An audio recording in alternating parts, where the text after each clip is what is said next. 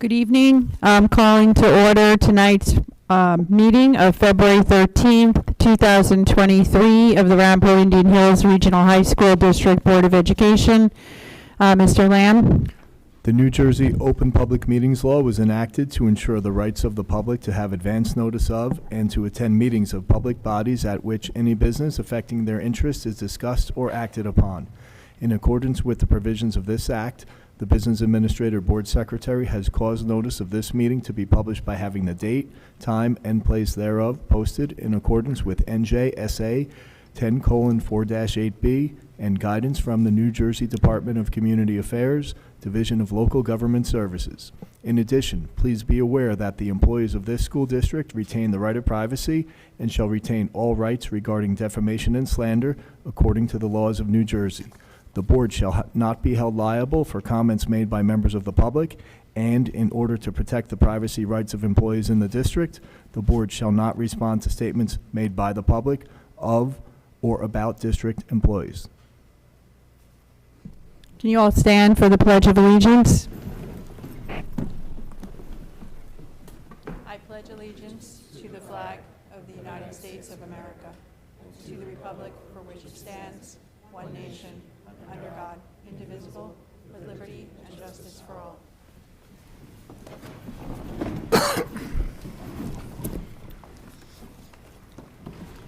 Ms. Sullivan, Yes, may I be recognized? you may. Should I do roll call first? Sorry, Sure. yes.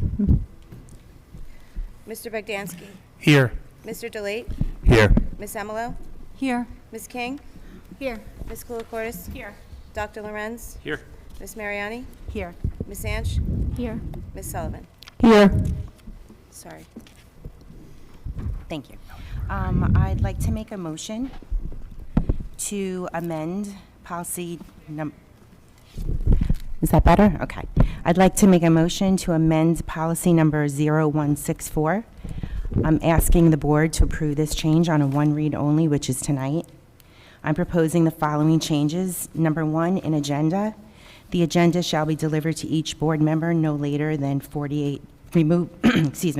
remove 48 hours and replace with 5 calendar days before the meeting, and shall include remove such reports and supplementary materials, remove as are appropriate and available, add in parentheses, commonly defined as board packet. Number 2, in the order of business, remove on agenda items following public comment. Number 3, remove on agenda and non-agenda items on board comments and move to follow public comments before adjournment. And I have an example for everyone.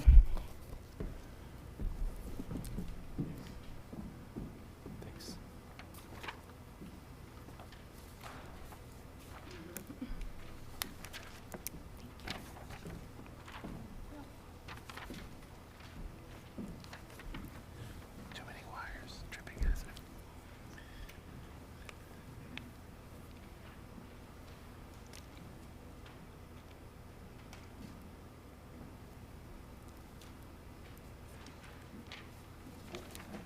Thank you.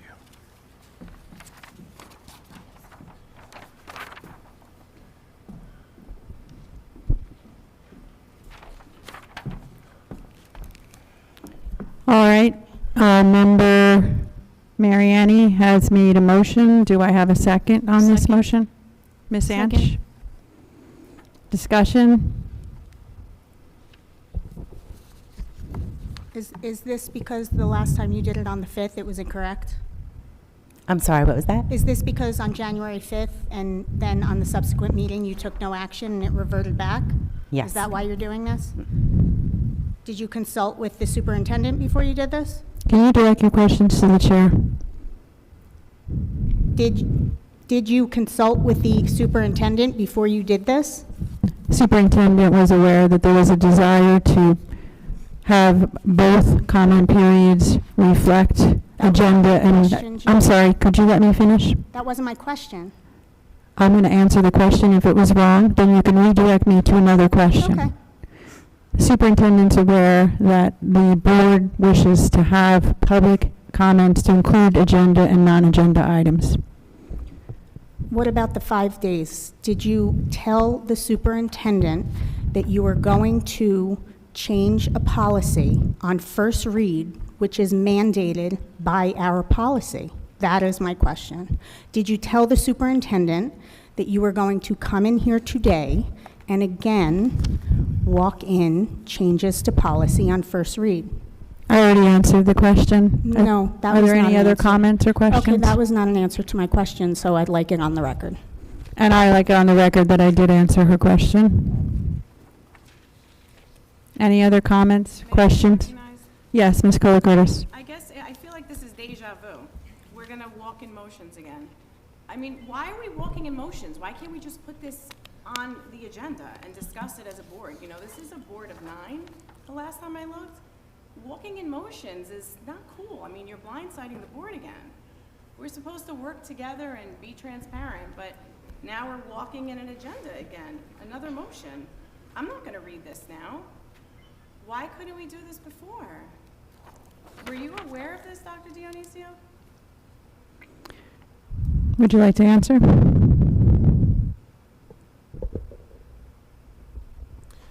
I was not aware of this policy being walked on, but I was aware of the possibility of making comments open to the public tonight for discussion in the beginning of the meeting.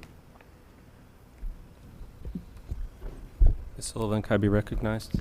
Dr. Lorenz?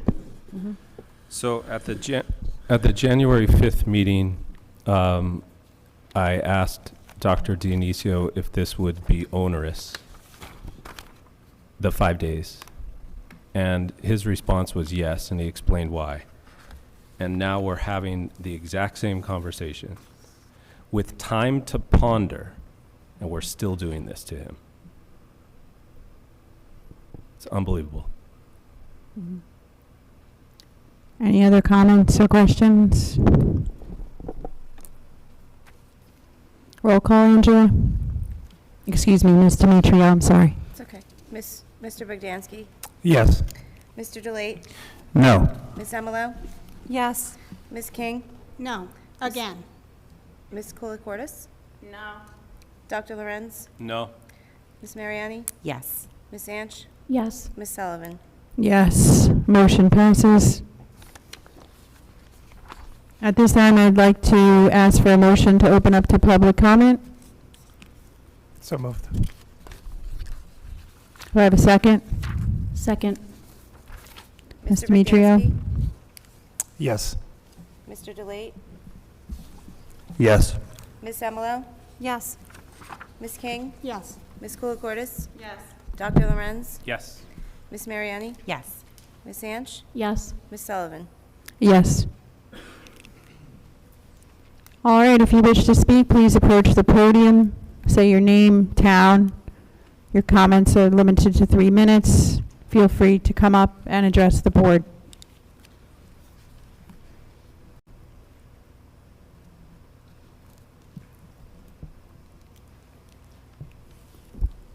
My name is Kathy LaGinestra from Oakland. I'm sorry, I didn't get your name. Kathy LaGinestra from Oakland. Thank you. My son, a special needs student, experienced a wonderful elementary school education. He and another amazing boy received the Principal's Award at Manitou. I'm sorry. I'm so sorry. Can you speak into the microphone? He and another boy received the Principal's Award at Manitou. He loved everyone, and they loved and cherished him too. He went on to enjoy 3 years at Valley, where he had the same experience. Then he came to Hills. He did well academically, but before the end of the first marking period, he started needing to use the bathroom on a very frequent basis. I took him to any and every doctor trying to find a physical cause, but there is none. It's driven by anxiety. In October of 2022, a fellow student took pictures of my son as he was trying to use the bathroom stall. My son told me about it when I picked him up from school. I spoke to Mr. Bushta and was told that it was being taken care of, that they were going to check to see if the pictures had been shared over social media or elsewhere. After approximately a week, I called Mr. Bushta to find out what was going on. He couldn't tell me anything more than there was an investigation and that they didn't think that the pictures were shared to social media. That was it. I wasn't allowed any more information. The pictures didn't spread, but word spread throughout the school and even to Ramapo. Then the boy that took the pictures was back at Hills. Now my son felt paranoid that everyone knew and was laughing at him. Boys were laughing at him and throwing wet paper towels on him as he tried to use the bathroom stall. My son finally told me that these things have been happening to him from the beginning, and ironically, that is why he needed to use the bathroom so frequently. For his emotional and physical well-being, I had to withdraw him from Hills, even though his case manager and counselors valiantly tried to accommodate him and avoid that. I'm not mad at the boy that took the pictures or his fathers. Same for the boys throwing the wet paper towels on him and their parents. I don't blame his teacher. As soon as she heard what happened, she jumped up from her chair and she took action. She's very overwhelmed, but didn't hesitate to address the situation. I don't blame anyone at the school, and I don't blame the BOE. But something has to be done. Each one of my children had serious issues with harassment here at Hills. My oldest daughter had to homeschool for a while because dealing with harassment while trying to excel. Thank you. Your 3 minutes are up. I'm going to give her a few more minutes. Another minute or two. Go ahead. My other daughter was also harassed and had to switch to Ramapo. Bullying and harassment happens in every corner of the school, but the bathrooms are a hot mess. It's a free-for-all in the bathrooms. I don't have the answers, but something has to be done before another student hurts himself, like what happened recently in Bayville, New Jersey. Thank you.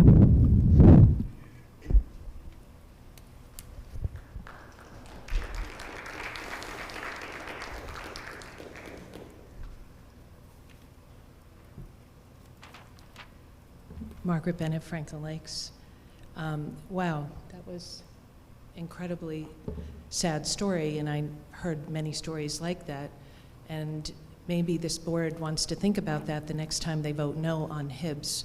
And are you the lawyer? Are you Bush? Are you from the Bush? Okay, then you can educate the board members on the importance of the Hibb law, or the importance of following the Hibb law and what happens when it goes to appeal. I hate to say it, but you really shouldn't be here tonight, because we shouldn't be in the position of hiring a new lawyer. There are board members up here that don't want to play by the rules, and they are going to put pressure on you to make your opinions match what they think, not what the laws say. I'm going to give you one example. There's a local vendor that supplies some small products to our school district and many others. And their daughter happens to be on this board. And some board members and some audience members don't like her. And what they've decided to do is attack her parents' business. So I would ask you to get the advisory opinion from our former counsel on that topic, because the School Ethics Commission has ruled repeatedly that there's no conflict of interest in a case like that. And there are board members who are probably going to want you to tell them that they're right, that they believe that there's a conflict of interest.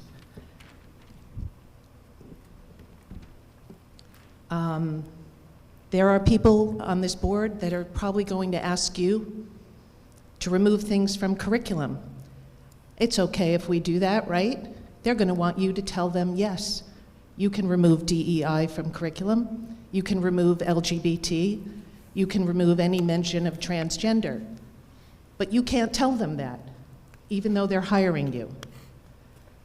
So I would caution you.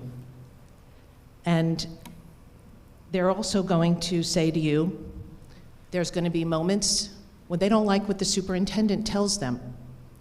His recommendation, which is probably based on statutes, administrative codes, requirements for students, and they're going to say, but we don't want to do that. And they're going to want you to give a legal opinion to support what they don't want. So I caution you to be aware of that. And that's it. Thank you.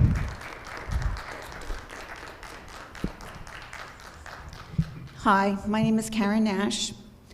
I live in Franklin Lakes. I actually went to the school. My granddaughter now will be the third generation of our family to be coming through the school system here. And the reason I can't breathe right now is because there's so much anger up on that stage that this is ridiculous. You gotta stop. People voted the new people in, there's a new voice, and it needs to be heard. I'm tired of it being squashed, because that's what seems to have been happening over the years. I just didn't know it. But now I'm here to support the new voice, and I don't mind that he's here. I don't know what the law is, but I don't mind that whatever he's listening to, he's listening to, because it's the truth, and it is what it is.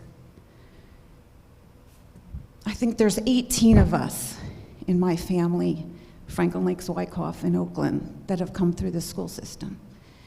And we've had a great education, but I've never seen it like this.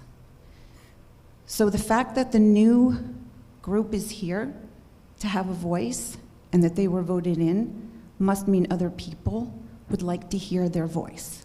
So allow them that, please. Thank you.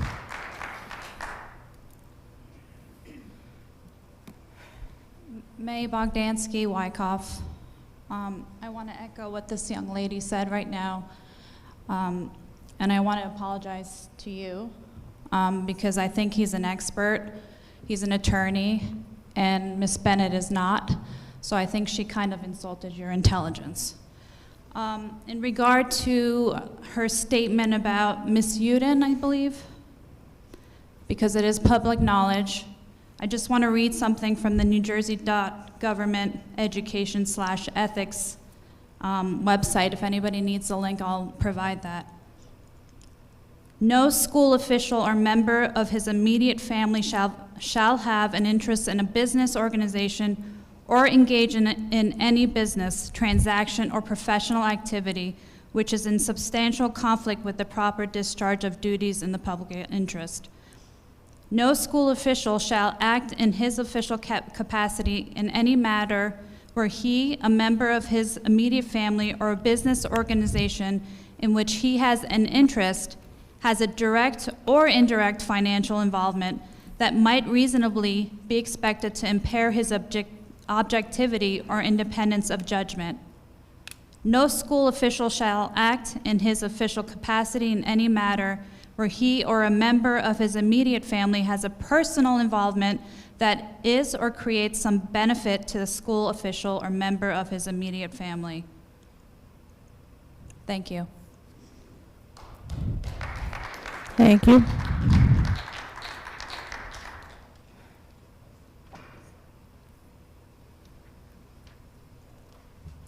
Good evening. Kathy Schwartz from Franklin Lakes.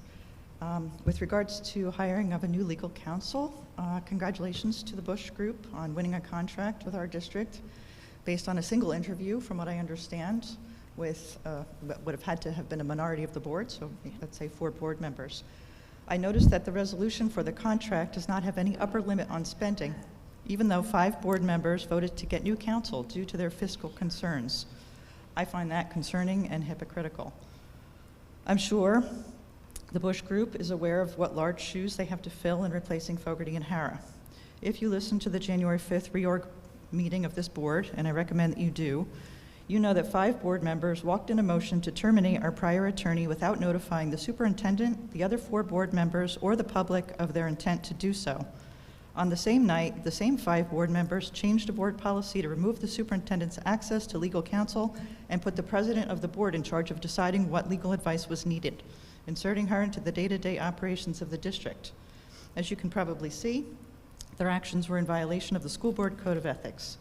If you read the local newspaper, you also know that the vote was highly questionable, as the board president, Judy Sullivan, had a personal conflict of interest and should have recused herself.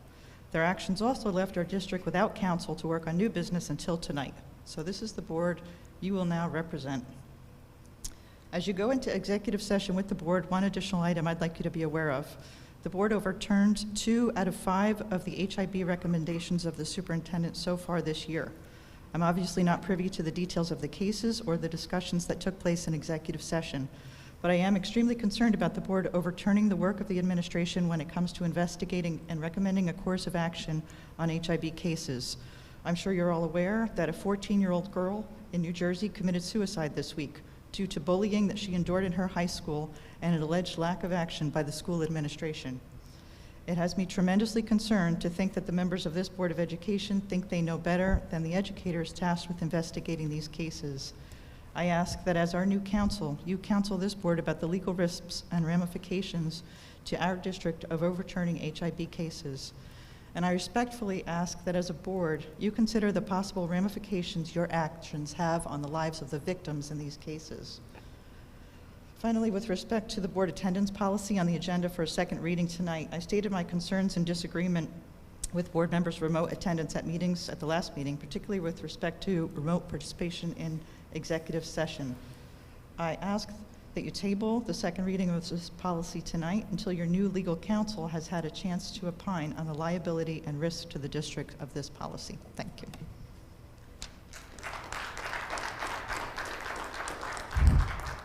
Thank you.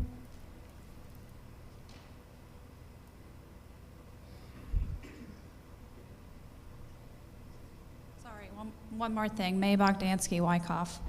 Ms. Schwartz, you posted something, I believe today, and you kind of contradict yourself. You say the board did not agree to rehire the district attorney who was fired by the majority. So I don't understand. Rehire is different than fire. And I believe Ms. Sullivan at the last meeting did stress that we are not without counsel.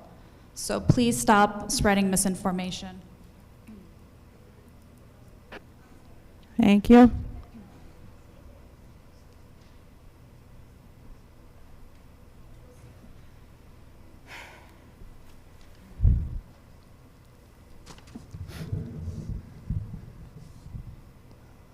Joel Lance, Franklin Lakes. This is my opinion, does not reflect the opinion of the Franklin Lakes Town Council. I'm kind of curious how Ms. Schwartz knew so much information that I don't think anybody else knows about whatever's going on with council. People have been watching the past BOE for a long time, and many were looking for a change. People who were unhappy with the status quo stepped up to the plate and ran for office. Elections have consequences, and there's a new majority in our Board of Ed because they won. The change in regime inevitably brings more changes, which we are currently seeing. Our legal counsel is one of those changes. Does it matter that Fogarty didn't submit an RFP last year when requested? Does it matter if he was here 1 year or 30 years? Does it matter that he lived in our district and knows lots of people? Either way, his firm was not fired. The contract was renewed for 30 days only. Majority rule is the principle that the group that has the most supporters gets its way. It's the binary decision rule, most often used in decision-making bodies, including many legislatures of democratic nations. After a vote takes place, everybody now follows and supports the majority vote, which is contrary to Ms. King's statement at the last Board of Ed meeting declaring that this is not how a democracy works. In fact, this is exactly how a democracy works. The last Board of Ed meeting, she also complained how she was only on one committee, at which time she was offered another one, which she immediately turned down. The board president put 3 people on the negotiations committee. Mr. Lorenz, who's a professor with his second year on the board, was the chair of the negotiations committee. Mr. DeLee, who was endorsed by the non-political teachers union and probably the only one who has an excuse not to be on the committee because of that, and Ms. King, now in her 3rd year on the Board of Ed, who is already on this committee for the last successful negotiation. Mr. Lorenz and Ms. King were certainly the 2 most qualified Board of Ed members to be on the negotiations committee. Despite these qualifications, they all quit. I see how much they are concerned for our teachers. If one takes the Board of Ed job, it has many responsibilities that an elected official you need to carry out. The fact that some of you point out you have a full-time job has no bearing on the responsibilities that come with the office and a fruitless statement to make. If you can't do the job, volunteer or not, don't sign up for it. I know I never asked Ms. King, Ms. Koulikortis, Mr. Lorenz, or Mr. DeLay to take the job. Actions are stronger than words.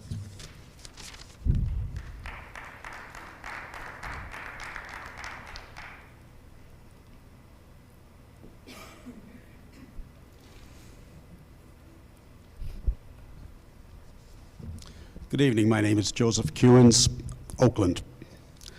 I just want to bring up something which I just discovered. Looking over the schedule for this board meeting, I come across something called that's under the finances, R23-73. And it's a very small amount for somebody to attend a council for something, rather a conference for something called SUPA, S-U-P-A, English 192 Gender and Literary Texts. Having no idea what that is, I did a little research, and I find that it has to do with a course, actually from a university, Syracuse University, which is, from what I'm now told, is being taught here at Indian Hills Ramapo.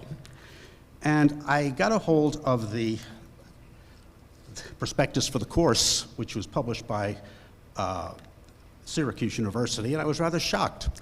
The whole course is gender ideology and critical race theory. Now, I think if most of the people of Ramapo, of the Ramapo Indian Hills area, of Oakland, Wyckoff, and Franklin Lakes, if they realized that courses like this were being taught, I think they'd be rather unhappy about it. Reading through this, the thought occurs to me, is any course given which gives a different ideological picture besides what's in here? Well, I just wanted to bring that up because I was very disturbed when I read this. This is an argument, a debate which is happening throughout the country, and I think most of the people in our 3 communities, if they realized what was in this, would be very unhappy. I would also like to extend welcome to our new council. And it's very clear to me, having been to the last several school board meetings that a few of the people who were on the board before are very, very unhappy with the outcome of the election, and therefore they're trying to gum up the works as much as they possibly can. Thank you.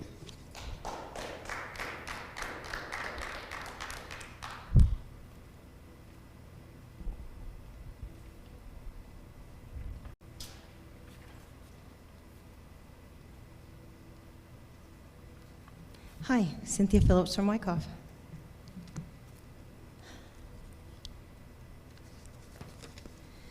So, tonight I want to ask, who is responsible for holding the board trustees accountable to the New Jersey State Board Code of Ethics and the consequences for members who violate them?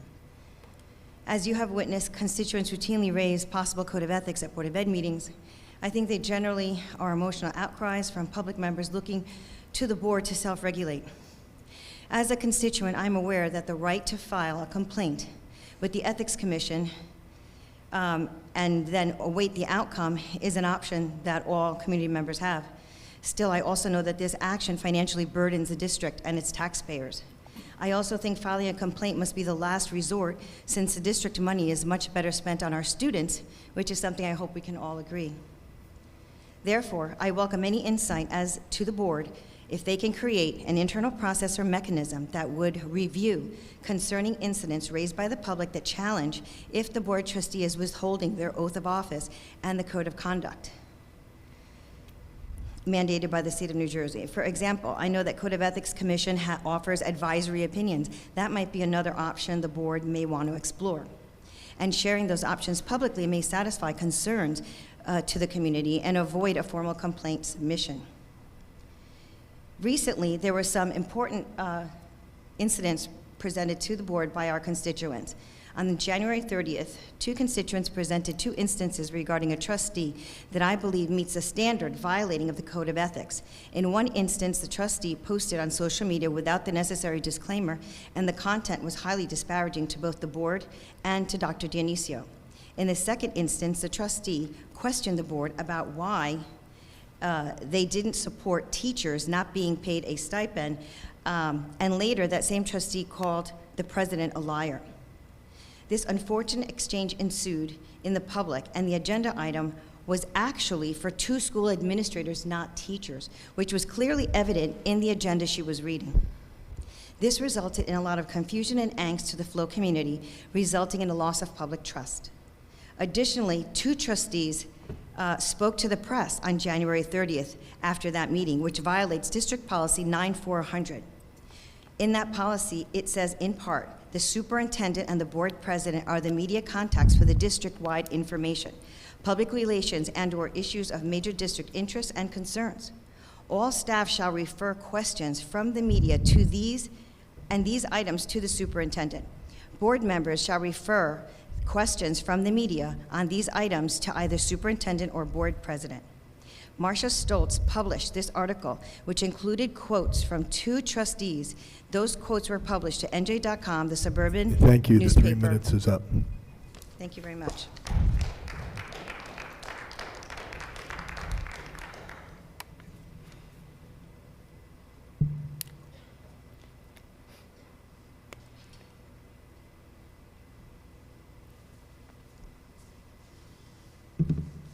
Steve Fedini, Oakland. I wanted to talk about a couple of things that were at the last meeting. The first, the intimate setting that we were talking about with the switching the meetings to another smaller venue. I wanted to find out what's going to happen if not enough people can fit into the smaller venue. That's my first question. And someone was complaining about this not being intimate enough and they were cold or something like that. I would just like to suggest, so we can keep it in a bigger venue like this, you wear a sweater, you could wear a coat, we could ask to turn the heat up. I'm sure that we can afford to have the heat on a little higher if that would make you more comfortable. You're volunteers, so I don't think that would be an issue. As someone else stated, you are all volunteers, and we appreciate that.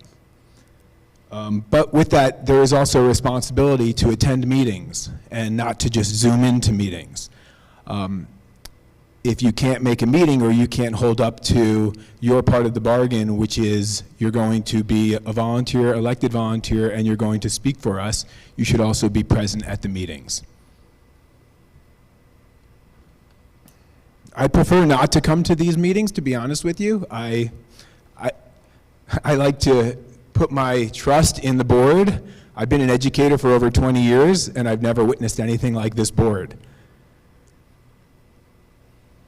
I would like it, since you are all elected, if you could start to maybe trust each other a little bit, and maybe talk to each other, and rather these walking in emotions, but actually have discussions, and act like responsible adults. And the final thing I'd like to say is I think we should really listen to our superintendent, because he's the only educator up there. And he has a lot of experience and a lot of knowledge, and I feel like having to talk through a board president and not being able to talk to an actual superintendent who is the one person who I trust the most, I think we need to think about that. Thank you.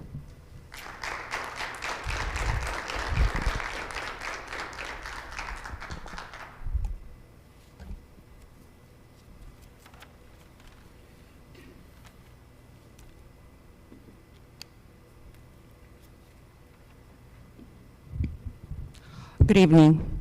Ala Safir Kraus, Wyckoff.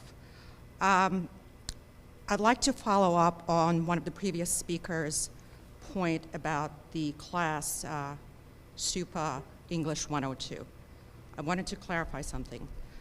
As a parent of a current junior and soon to be senior, this is actually a class that came up in discussion.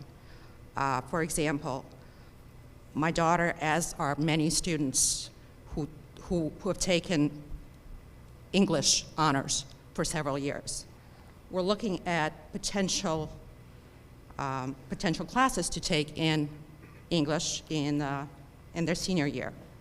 Unfortunately, during this class selection process, we found out that the district only offers CPE or AP classes in-house. There is no honors option at the senior level. I sent to the board the link to the actual detail of what's available under the English selection. I believe you received that.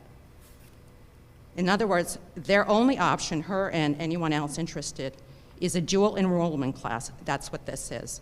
Through Syracuse University, it's called Gender and Literacy Tests, SUPA 192.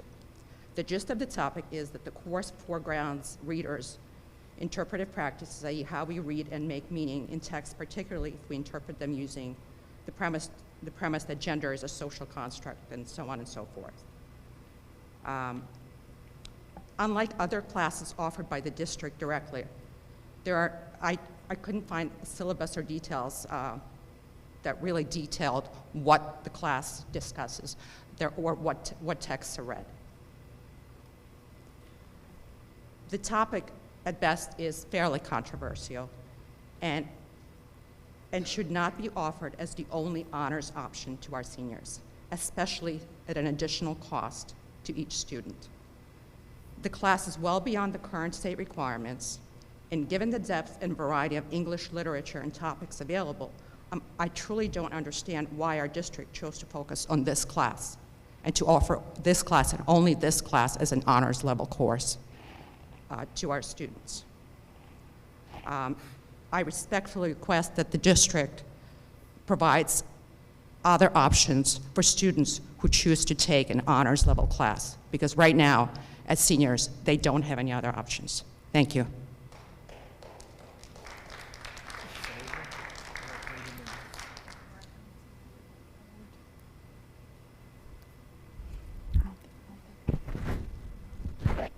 So we're at the end of our 30-minute comment period. If there's anyone else that really wants to speak, I'm going to offer a last opportunity. All right, seeing no one, can I have a motion to close public comment? Excuse me, so moved. Need a second? Second. Thank you. Ms. Mr. Demetrio? Bogdansky? Yes. Mr. Delate? Yes. Ms. Emilo? Yes. Ms. King? Yes. Ms. Koulikortis? Yes. Dr. Lorenz? Yes. Ms. Mariani? Yes. Ms. Anch? Yes. Ms. Sullivan? Yes.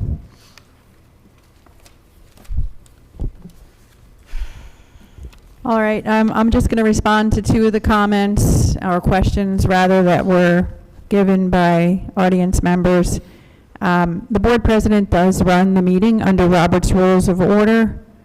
You can go online and purchase that book. I haven't been able to find a free copy. They probably protect their copyright pretty significantly. You can buy it on Google Play, I think, for about $10. That's how I have my copy. The board has adopted Robert's Rules of Order as the parliamentary procedure by which meetings are run. I am not stifling the superintendent. The questions come through the board chair, and then I ask if someone wants to respond, or someone can actually volunteer to respond as well, and they can be recognized. The second comment I have is with respect to the question about hiring counsel, and that we didn't have counsel, or that we did have counsel.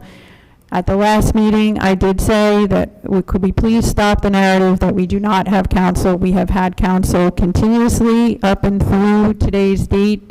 There's been no period where we have not had counsel, and the superintendent has had access to the counsel at all times.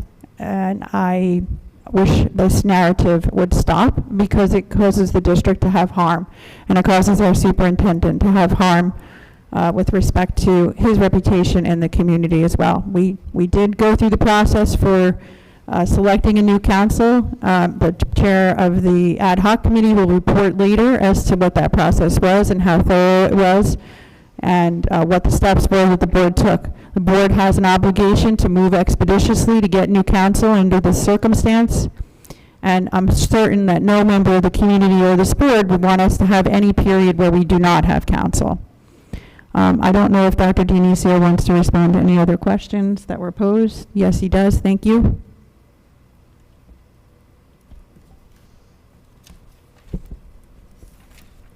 Good evening, everyone. I'll just start off with gender and literary text first, since there were two comments on that.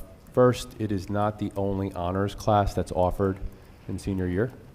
We actually have two senior honors electives that students can choose. They're both 2.5 credits. It's an option that's been in existence in the district since 2016, approved by the Board of Education. It is a college-level course, and that students can elect to take in addition to a traditional full-year 5-credit course in English. So just to recap, gender and literary text is an honors course. We also have creative nonfiction, also a 2.5 credit honors course, and we also have full-year 5-credit honors course for English as well. It does discuss gender and social construct and identity and social class and race, and it aligns with the state standards. It has been a very interesting course for our students who are interested in pursuing it. It does not teach critical race theory. I'm going to repeat that. It does not teach critical race theory. We also have a number of other CP courses as well that students can take in lieu of a full year course in their senior year in order to fulfill their senior year English requirement. That is also an option for our students, and we have a number of them, and they're all in our program of study. So if you'd like to take a look at that, that's up on our website.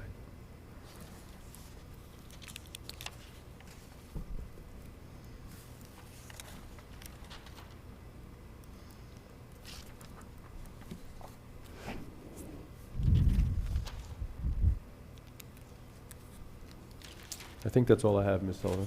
I actually had a question.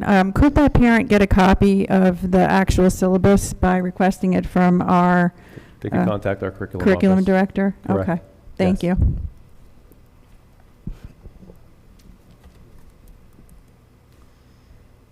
All right, so we're moving on to board discussion on the action item OP1, which is motion to approve as recommended by the superintendent of schools, the resolution as follows. The appointment of the Bush Law Group as new board counsel to the Board of Education. Do I have any questions, comments from the board? May I be recognized, Ms. Sullivan? Yes. I'd like to start by thanking Fogarty and Hara for their many years of service to our district and also for their work during this time of transition. Unfortunately, there has been a lot of incorrect information being spread around, not only by a few members of the public, but worse yet, by a few board members. So I want to set the record straight about all things legal. At no time was the district without legal counsel. I, not Ms. Sullivan, was the one who made the motion to revise the Legal Service Policy 0174. At no time did the district suffer harm due to that policy revision. I, not Ms. Sullivan, was also the one who made the motion to renew Fogarty and Hara's contract for 30 days only. At no time has the district been without legal counsel because of this. Fellow board members, Mrs. Koulikortis and Dr. Lorenz, stated that the 30-day time frame to find new legal counsel was unrealistic and also asked if we'd be able to find new counsel in 30 days. The answers are no, it was not an unrealistic time frame, and yes, we did find new counsel in 30 days, and that was confirmed in our committee meeting 2 days later on day 32. I had the privilege of sitting on the ad hoc committee and interviewing all of the law firms that applied. All 8 firms submitted extensive proposals. Each firm was interviewed and many questions were asked. While I do personally feel that we could not have gone wrong no matter which firm we chose, there was one clear standout, the Bush Law Group. And the fact that individually we all came to that same conclusion affirms to me that they were the right choice. Not only was the committee unanimous in our choice, but Dr. Dionisio made the same recommendation. Ms. Koulikortis and Ms. King have been very vocal about the fact that the board members should support our superintendent, so I hope that we will see that support in our vote tonight for the new legal counsel.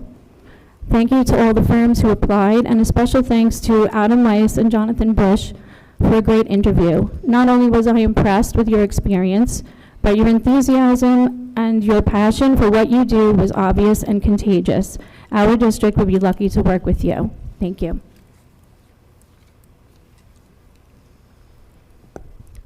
Could I be recognized, Ms. Yes, Sullivan? Dr. Lorenz, certainly. So when I was asked to serve on the ad hoc committee to find new counsel, I immediately voiced my concerns, first at the board table and then incessantly in email, that the process was flawed because it was rushed. I came to learn it was flawed for a variety of other reasons. Only one round of interviews occurred. I have never been part of a search of this magnitude in which we have one round of interviews. The process was determined solely by the chair of the ad hoc committee. I was never involved in the process, even after I asked questions like, when will we begin scheduling the second round, or when will the full board be apprised on the process? The questions asked of the firm were never shared with the full board. The rubrics with comments were never shared with the full board. Discussions began to my protest before all firms were interviewed. At one point, I received an email that said, quote, the ad hoc committee and Dr. Dionisio are available at, and provided a time. And I thought, I'm on the ad hoc committee. I wasn't aware of that. All of this in no way should read as any critique of the Bush Law Group. They all seemed incredibly professional and, of course, experts in their field of law. But this process was unnecessary since we had the most respected law firm in the field, Fogarty and Hara, and the actions of the board majority on January 5th created the subsequent mess. I'd like to add that any comments, which I heard at the last meeting, about not being available is another common tactic I see at play here. It's a red herring. I am and continue to be available as a board member and was an ad hoc member. Sending emails with the expectation that work schedules can be rearranged without adequate notice is simply impractical and frankly unprofessional. However, if a board member cannot alter their schedule to the whim of a rushed process, that should never be used against them. Because the ends do not justify the means, and all we have is the process. We have to rely on the process. That's where fairness resides. I must vote no on the Bush Law Group. Thank you.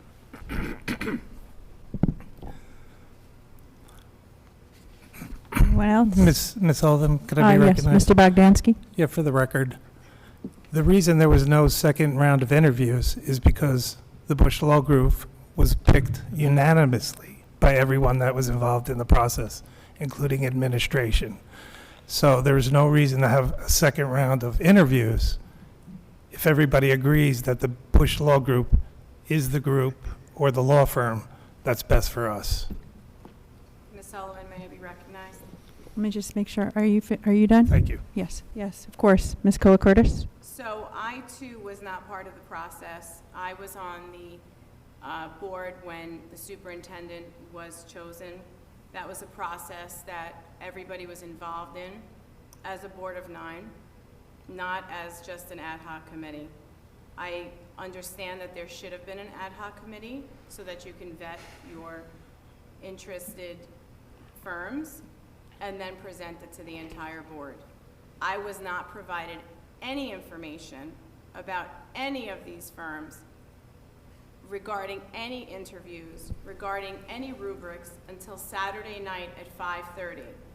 We just walked in a motion that you want the agenda 5 days before, but Saturday night at 5:30, when there's a board meeting on Monday night, that's not acceptable. So I just would like to say that I'm sure that the Bush Law Group is extremely qualified, and I respect the fact that Dr. Dionisio has put that on as a recommendation, but I cannot vote for this firm because of the process, not because of the firm. And other than that, I cannot vote for this firm. And that's actually very sad that as a board of 9, we weren't involved in this process. It should have been vetted by you guys as the ad hoc committee, and it should have been brought forward to us as a board for transparency, and that did not happen. Judy? Ms. Sullivan? You're Miss Sullivan. I I'm am. Miss King. I request that you call me Ms. Sullivan. Judy Sullivan.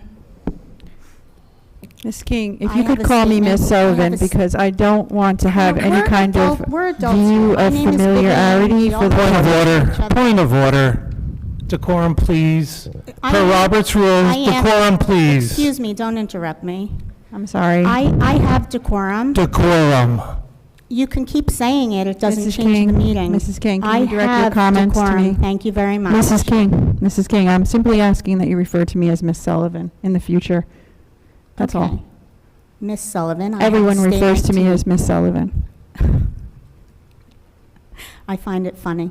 Okay, Miss Sullivan. Yes, Mrs. King, you can be recognized. You can call me Vivian. I won't. Okay, that's your choice. Okay. I wish to be very clear here this evening. I was not a party to this process. I have made very clear statements to the public, as well as to Judy Sullivan, that I feel that she, in her personal grievances with Mr. Fogarty, have allowed her personal disappointments to cloud her judgment, and now we are forced to hire a new firm to represent the district.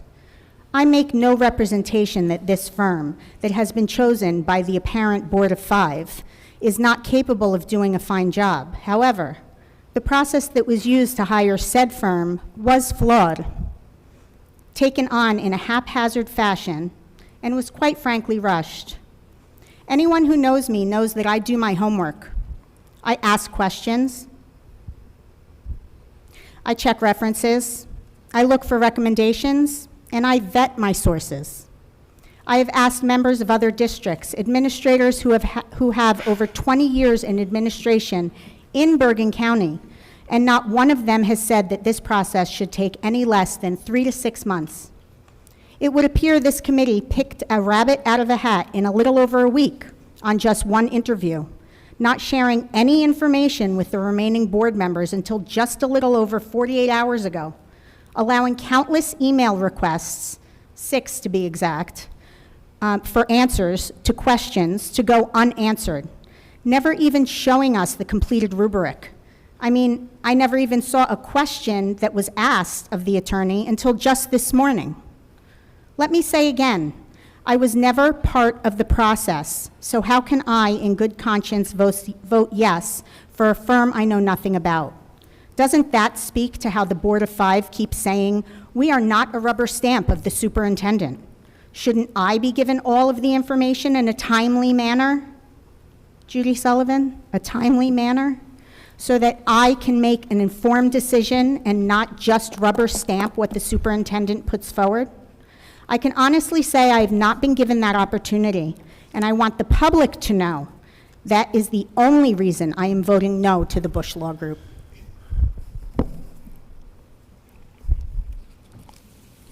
Sullivan, can I be recognized? Yes, Mr. DeLate.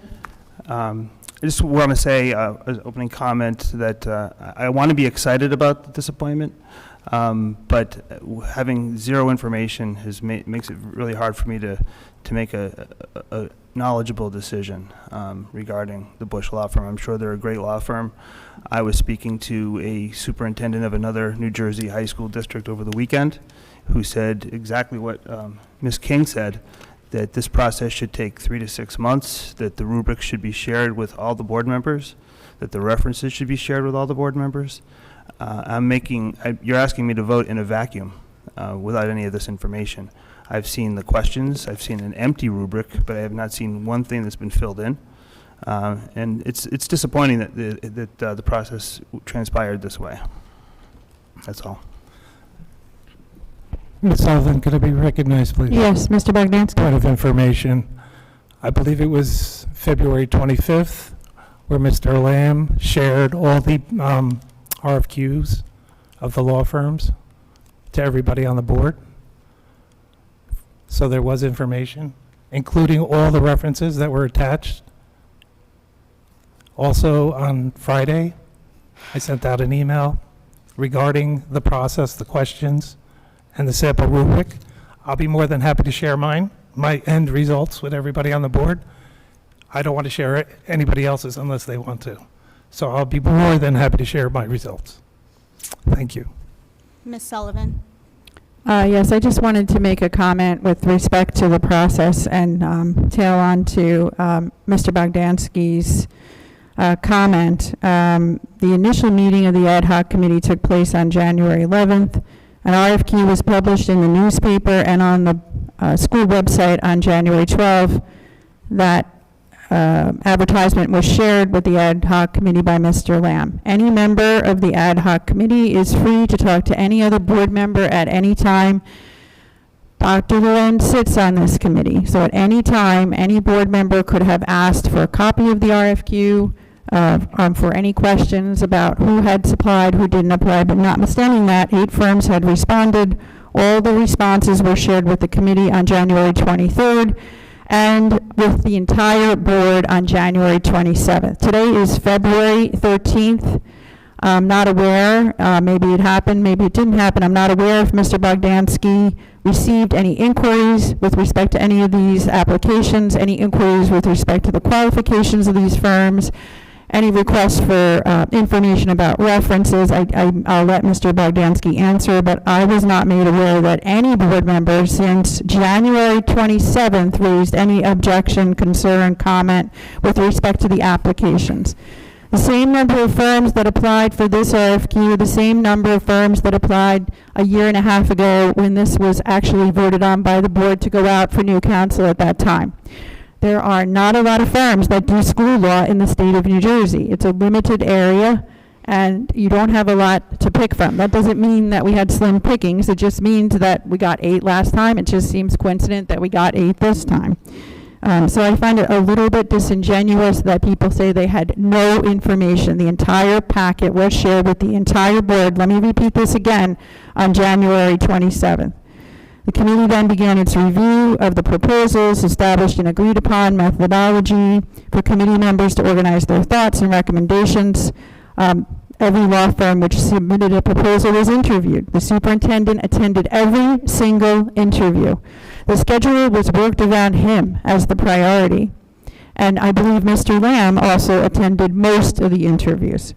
After the interviews were complete, the committee then exchanged their ideas on what they should do going forward. Dr. Lorenz participated in this entire process through the entire way. And in some instances, they actually stayed on the Zoom and exchanged further ideas after the Zooms. It was very apparent, and I'm not a voting member of this committee, it was very apparent to me that there was a front runner. All the rubrics were collected independently, so that you could see that there was a front runner that everyone had picked, including Dr. Lorenz. So I'm shocked that he is now saying he's going to vote no when he voted in committee to actually push this forward or suggested that this go forward. It was a unanimous decision. So we did send the list of questions because we got a request for the questions. Those were sent out. We did send out the blank rubric so that people could see what rubric was being used. But honestly, this is not the same thing as hiring a superintendent. This is hiring a service provider, a vendor, just like an auditor, just like special counsel to the board that does bound counsel work. We have counsel to the board that does insurance defense litigation. We have Palestis report. The Palestis group filed, we hired them to do a report on special education. We hire vendors all the time. And I just feel like I don't want the public to think that this was not a measured process. Another thing I want to raise too is that we're going to start negotiations now with 2 of our bargaining units with respect to their contract. Should we have brought in a lawyer in the middle of that 6 months from now? I think not. I think that we should have a lawyer that should start out fresh. The Bush Group has substantial experience in labor. I think they actually have a dedicated department to it. There's 70 lawyers at the firm, plenty of lawyers to go around if we need it.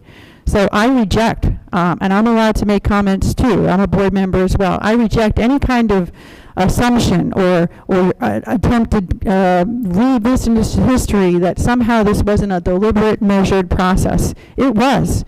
And if any board member felt at any time they could call Mr. Bogdansky and ask for further information on all the packages that were sent on January 27 to the entire board. And I believe I even actually emailed the entire board the same packages that were received in 2021. So they could see and compare whatever differences were in the applications. That's all I have to say. Somebody wanted to add. I don't remember. Was it Mrs. King? Yes. So a few things I'd like to address, and I'd like to ask the public to please beware of the dog whistles and gaslighting. Don't address the public like this. This is a board meeting, and I'm going to ask, could you please, you already had a chance to speak, so if you could just say any new issues that you want to raise. We have a long agenda tonight. I want to move on. Let me know when you're done. Please don't speak to me like that. That's not proper for Robert's rules. You're interrupting me. I am not saying anything that I am not interrupting you because I do not support you addressing the audience. Board comments. I'm sorry. Could you please not speak when the board president is speaking? You interrupted me. Yes, because I'm making a point of order. You cannot address the audience. You address the board, specifically me, with your comments. So I'm asking you, in order to be efficient, if you could just round up any new additional items that you want to raise, and let's finish this conversation. We have a long agenda. It's 8 o'clock. Thank you. Are you done? You may have the floor, Mrs. King. Okay, as long as you're done. You're recognized. So on January 31st, I sent an email asking pointed questions about the RFQ process that has still been unanswered. I sent an email to, we received the email from Mr. Bogdansky on the 11th, again, a little over 48 hours before this meeting. I've never been involved in this type of process where we are hiring an attorney for the board, not for a board of 5, for a board of 9, when we haven't been part of the process. Now, a few points were brought up here about at any time you could have received this, at any time you could have received that. However, emails were sent, questions were asked in public, and if we're not on the ad hoc committee, how are we supposed to know that interviews had commenced? How are we to know that interviews were done? How are we to know that there is information to be dispersed? We were never advised of any of it. We were never told of any of it. We are not privy to hiring special groups who are participating directly with the superintendent and the curriculum department and the administration. We are not a part of that. We approve it based on the findings of the superintendent. And make no mistake, you are a member just like the rest of us, Ms. Sullivan.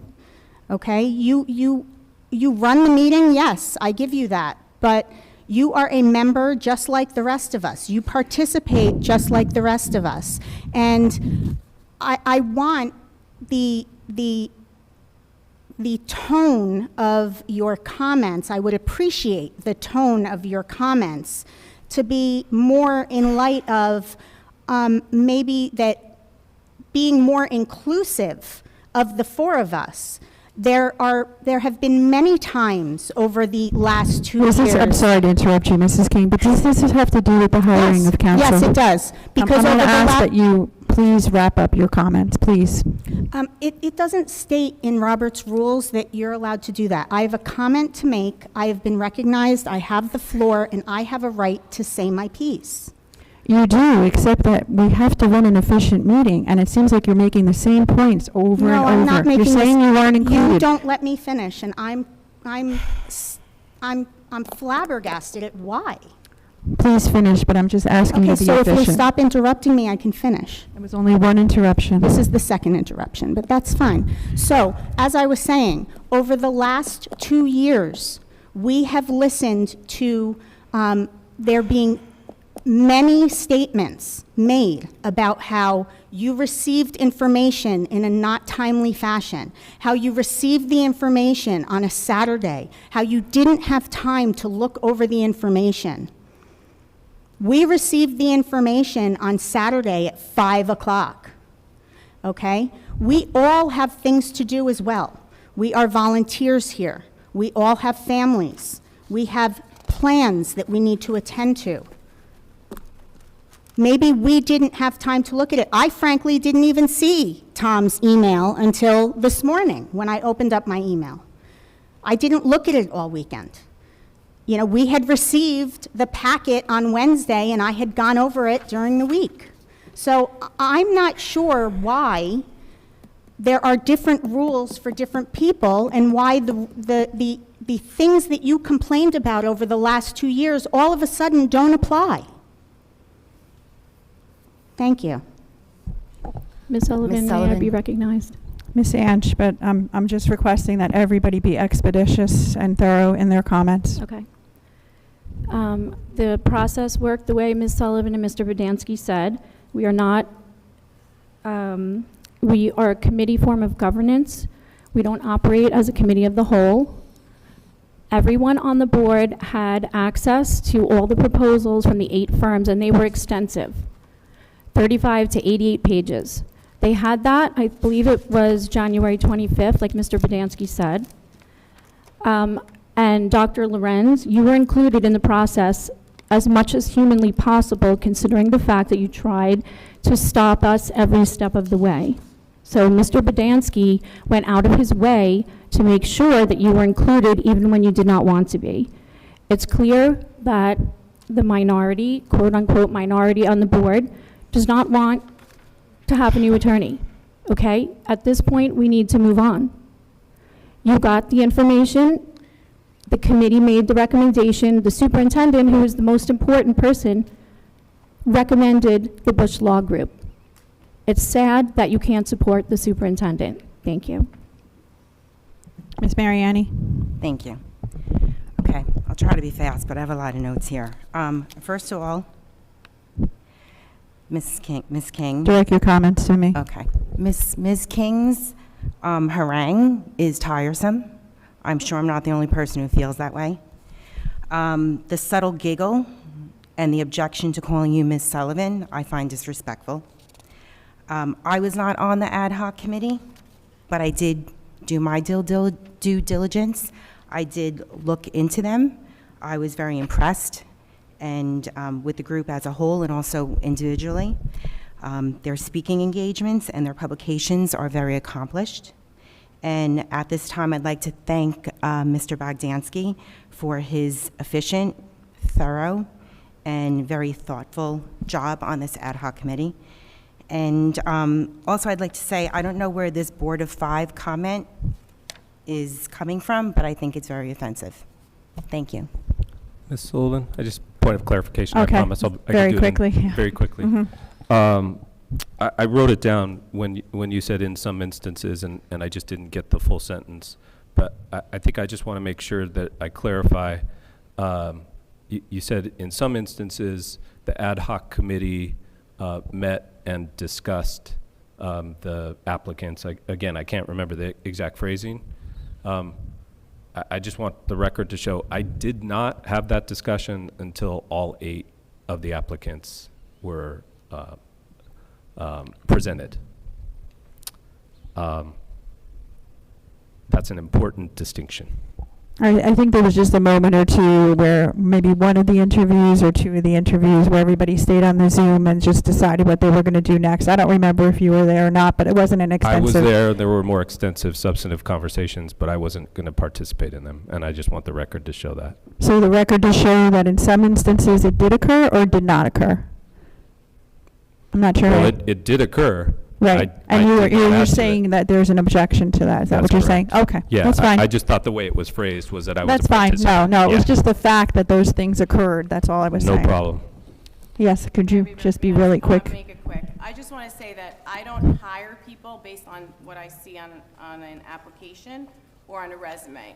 I hire people based on an interview process, which I was not a part of. So that's how I function. Thank you. Ms. Sullivan, point of clarification, real quick. So as soon as the agenda came out on Wednesday, within the hour, I requested questions and answers and references from the ad hoc committee. I re-upped that email on Friday the 10th because I had not received anything. And that, you had said earlier that you could have asked for those things, and I just want to let you know that I did. So. Okay. Thank you. Anyone else at this time? All right, Ms. Demetrio, can you do a roll call on OP1, motion to approve as recommended by the superintendent of schools, the appointment of the Bush Law Group as new counsel to the board? I need a motion and a second first. Okay, can I have a motion to approve OP1? So moved. I need a second. Second. Doreen, that was you? Mr. Bogdansky? Yes. Mr. DeLate? No. Ms. Emilo? Yes. Ms. King? No. Ms. Koulikortis? No. Dr. Lorenz? No. Ms. Mariani? Yes. Ms. Anch? Yes. Ms. Sullivan? Yes. Motion passes. At this time, I would ask for a motion for us to go into executive session. Mr. Lamb, do I wait till the motion's actually determined, or do I tell the audience approximately what time we would come back, or how do you prefer me proceed here? You can give an approximate time now. Okay, what time is it now? 8:15. I would anticipate that would be at least an hour in executive session, so we would probably come back somewhere about 8:15, 8:30. 9. Oh, it's 9:15, 9:30, excuse me. Sorry. And no action will be taken at executive, so we're just moving to go into executive session. Can I have a motion? So moved. Second. Mr. Bogdansky? Yes. Mr. DeLate? Yes. Ms. Emilo? Yes. Ms. King? Yes. Ms. Koulikortis? Yes. Dr. Lorenz? Yes. Ms. Mariani? Yes. Ms. Anch? Yes. Ms. Sullivan? Yes. All right, thank you so much. I apologize for keeping you waiting. Maybe you could run out and get a Starbucks or something. but we'll return as quickly as we can.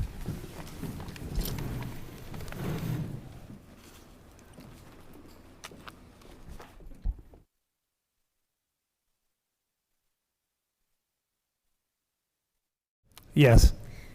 Mr. DeLate? Yes. Ms. Emilo? Yes. Ms. King? Yes. Ms. Koulikortis? Yes. Dr. Lorenz? Yes. Ms. Mariani? Yes. Ms. Anch? Yes. Ms. Sullivan? Yes.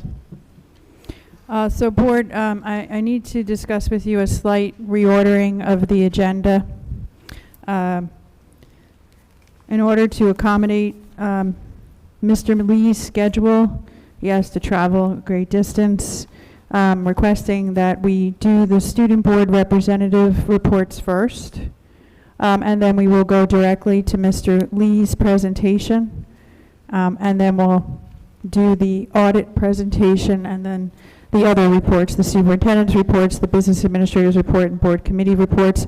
Does anybody have a strong objection if we have Mr. Lee go sooner Ms. rather Sullivan than later? Yes. may be recognized. I see a lot of students in the audience tonight. Mm-hmm. Can we have them perhaps not wait until the end of the meeting or later on? Is that possible? Let's see. Well, maybe we can do the student rep reports first. Does anybody have are they all, I don't even know what they're speaking on.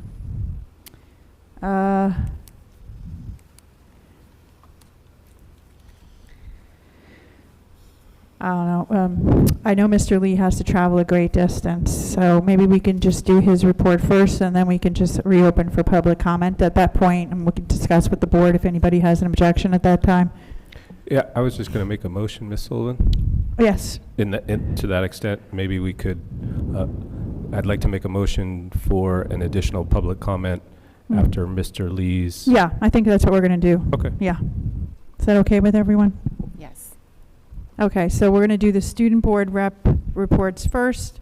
We're then going to go to Mr. Lee's presentation, and then I'm pretty sure without a motion, I think the board agrees, we can do another public comment. I'm just not sure the order of things, because usually we have the public comment after the board committee reports, but if the board wants to have the student speak, and then just leave the rest to public comment until after the board committee reports, we can talk about that at that time. Does that sound okay?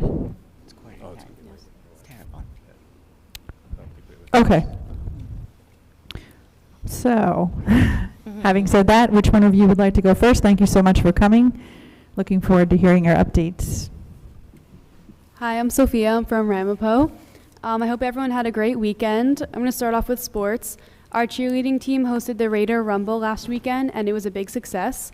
Our Ramapo varsity cheerleading qualified for the Big North Conference Championships on Friday, 2/17 at 6 p.m. at Westwood High School. Our boys basketball team is currently 23-2, and they're ranked number 5 in the state of New Jersey. Peyton Seals recently reached a milestone of over 1,000 career points.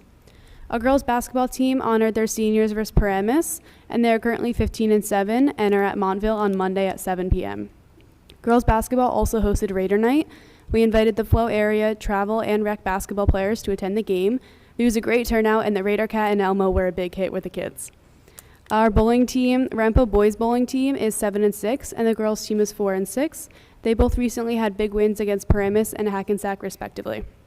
Our Ramapo boys fencing won the district title, and the girls finished second.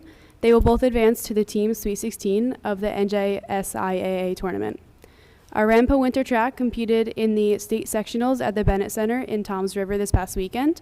Amelia Keogh and Ryan Welch were both nominated for the North Jersey Athlete of the Week, and Ryan won. Our ice hockey team is 13-6-3, and they play Wednesday against Malwa. Our Ramapo wrestling had a big week hosting the NJSIAA tournament at home on Monday for the second time in school history. They won their first round match over Wayne Hills in the final, but fell short of the second round to Sparta. They will now prepare for the districts. Our Ramapo boys and girls swimming competed well at the recent Big North Championships. And our competitive dance team was quite active last week as they visited and performed for guests at Care One facility, as well as performing at the girls and boys basketball whiteout night. Great job, guys. For some clubs, our registration for Real for Life is now open. We encourage all students to create a team with their friends, clubs, or sports teams to begin fundraising and to be donated to the cause. Our event is on May 19th, 20th, and I am proud to announce that we won the recruitment competition and have received a $1,000 prize. The class of 2026 is selling flower bulbs just in time for a colorful spring. Flower online orders are open until March 13, and the bulbs will begin to ship April 1st. Tomorrow, the class of 2023 will be hosting a Valentine's Day bake sale after school, and the class of 2025 is selling apparel. The deadline is March 3rd. The Computer Science Club will meet tomorrow after school, and Serendipity Literary and Art Magazine is actively looking for your poetry, short stories, song lyrics, creative nonfiction, etc. for this year's edition. Please email your submissions to Mr. Manzo. The deadline to order a yearbook is February 24th, and the Photography Club will meet Wednesday after school. The Ramapo Women's Sports Coalition is also meeting Wednesday after school.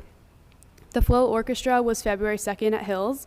The Flow Band Festival was February 9th at Hills, and the Flow Choir Festival is February 16th at Ramapo. The DECA States competition is on February 22nd, 27th, 28th, and 1st in Atlantic City, and we wish all of our competitors well. In the guidance department, preliminary scheduling for 2023 to 2024 is currently underway as school counselors are meeting with students. Scheduling of course requests is anticipated to conclude by February break. Thank you for the fun activities hosted by Guidance for the National School Counselors Week last week to celebrate the amazing school counseling team.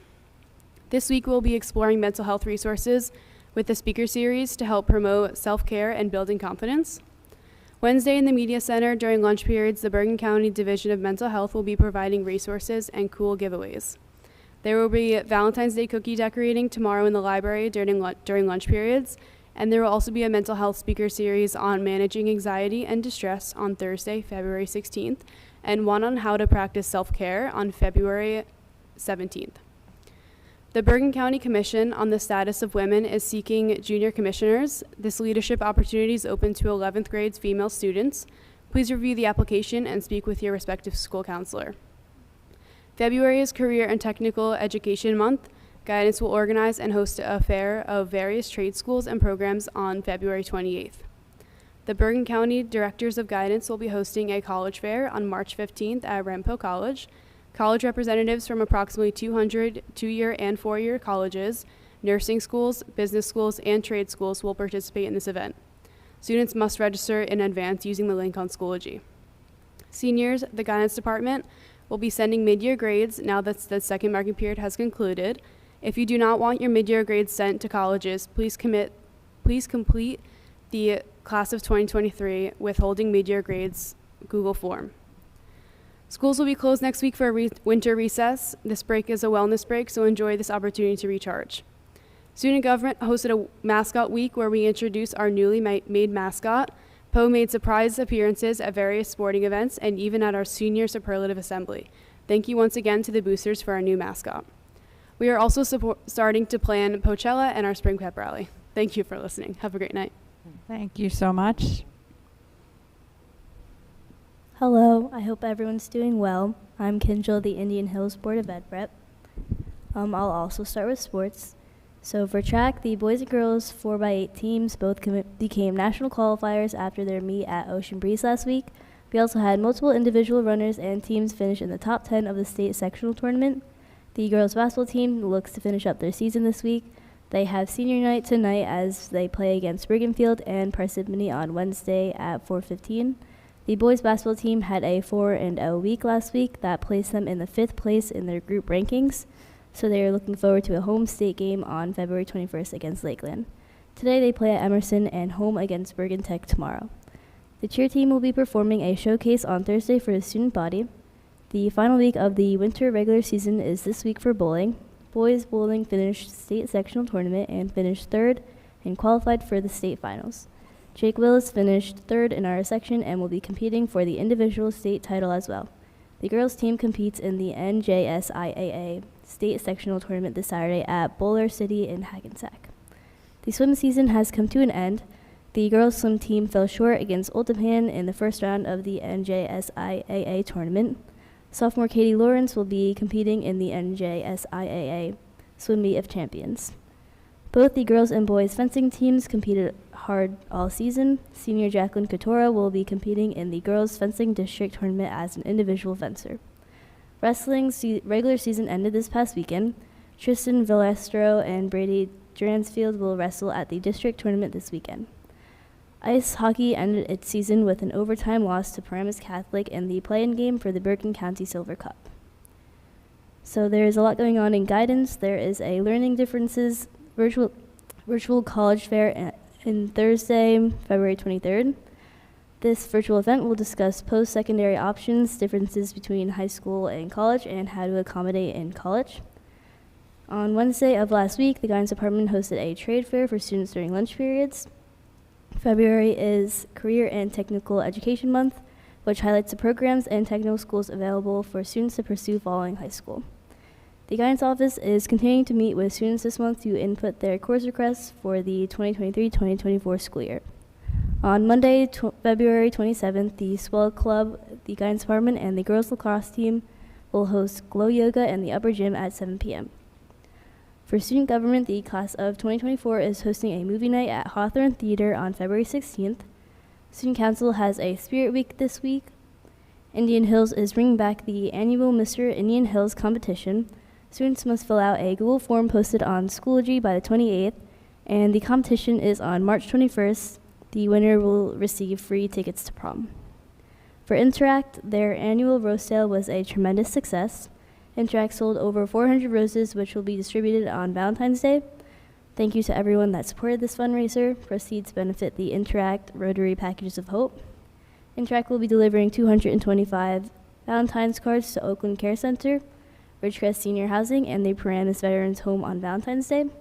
They are also collecting menstrual products. All donations will be distributed to people in need in the communities. GSA and Interact are also holding a Valentine's bake sale tomorrow after school. And tomorrow, DECA will be handing out medals and awards to our district qualifiers. We finished testing for those who qualified for states and are preparing for our trip that is after winter break. Thank you.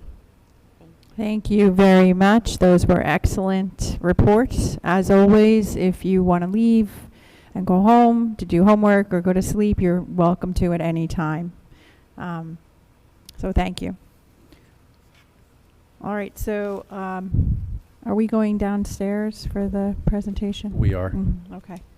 So all board members, if you could just collect what you need, we'll go down to those first row or so to hear Mr. Lee's presentation, and thank you, board, for rearranging things around, and thank you, audience, for bearing with us.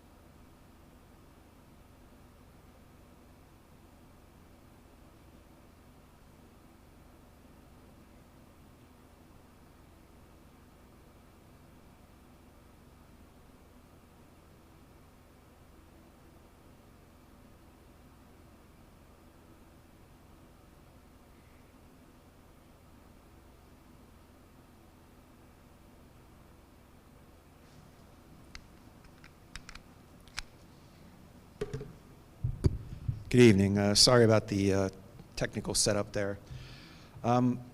So tonight, I was asked to come in and talk to the board about ethics. As you all know, the Board of Education is required by law to review the Code of Ethics once a year. Typically, boards will do that at their reorganization meeting, and it's a simple reading of the 10 tenets of the Code of Ethics. Tonight's presentation is meant to do a lot more in terms of adding depth and examples to the pieces of the code that the board members are expected to adhere to. So this has been developed in conjunction with our association, which some of you in the audience may know is a training and advocacy organization that supports boards of education. We are not an oversight authority. We are simply here to support the board. I'm going to begin by talking about the objective of the School Ethics Act and accountability for public officials. Basically, the idea here is that the legislature wanted the public officials that oversee schools to hold the respect and the confidence of the people that they serve.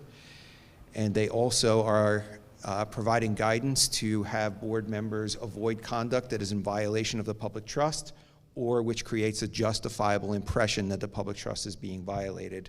And that is not an exact science.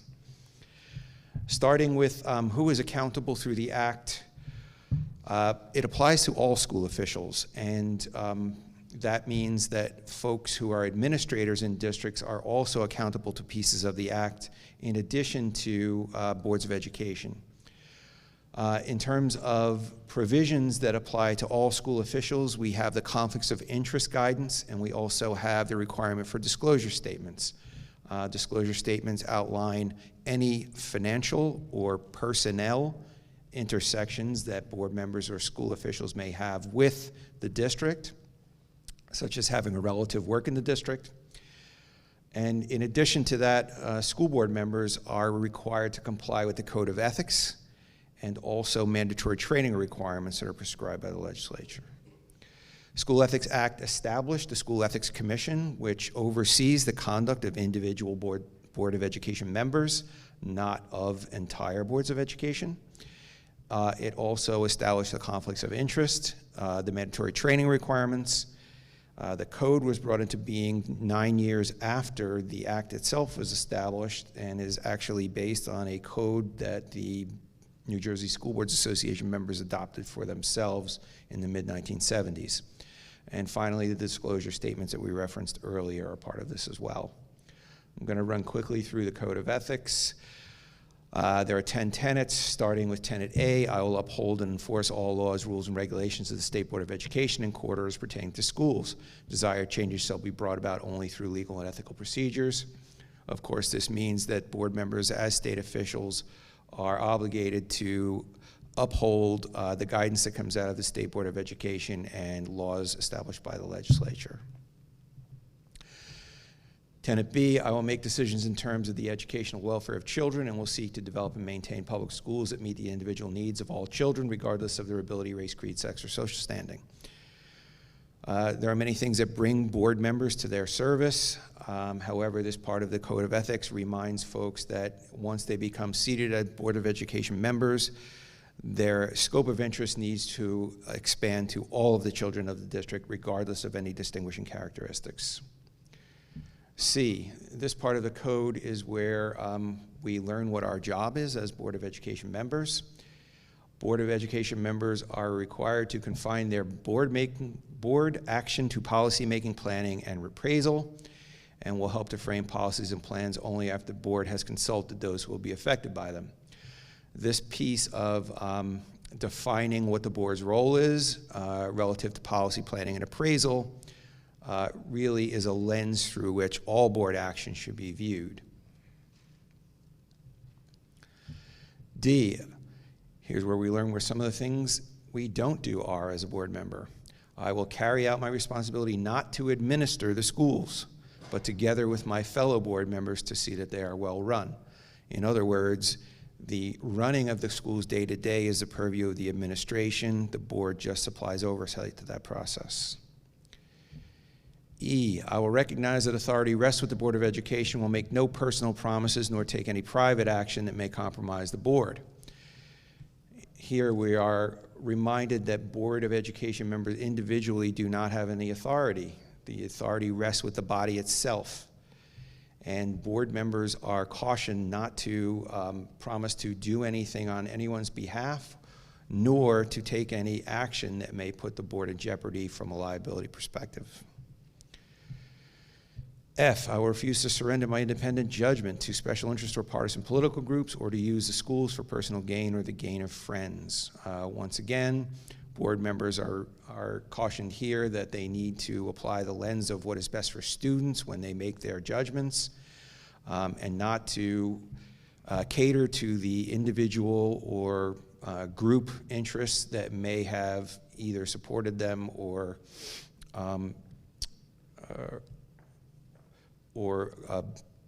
lobby on their behalf, and also, once again, not to use their position as one of authority in order to gain some kind of a benefit for themselves, family, or friends.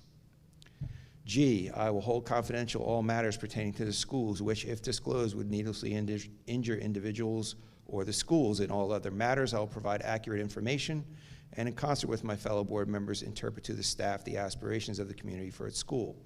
This piece of the code speaks to one of the more important obligations of the board, which is that when matters that are excluded from the Open Public Meetings Act and are eligible for private or executive session discussion are discussed among the board, those matters should not go any further until such time as confidentiality is no longer required. Board members may only discuss matters that are discussed in executive session among other sworn members of the board, the administration, or the board attorney. There is no scenario in which board members can discuss these matters outside of that circle.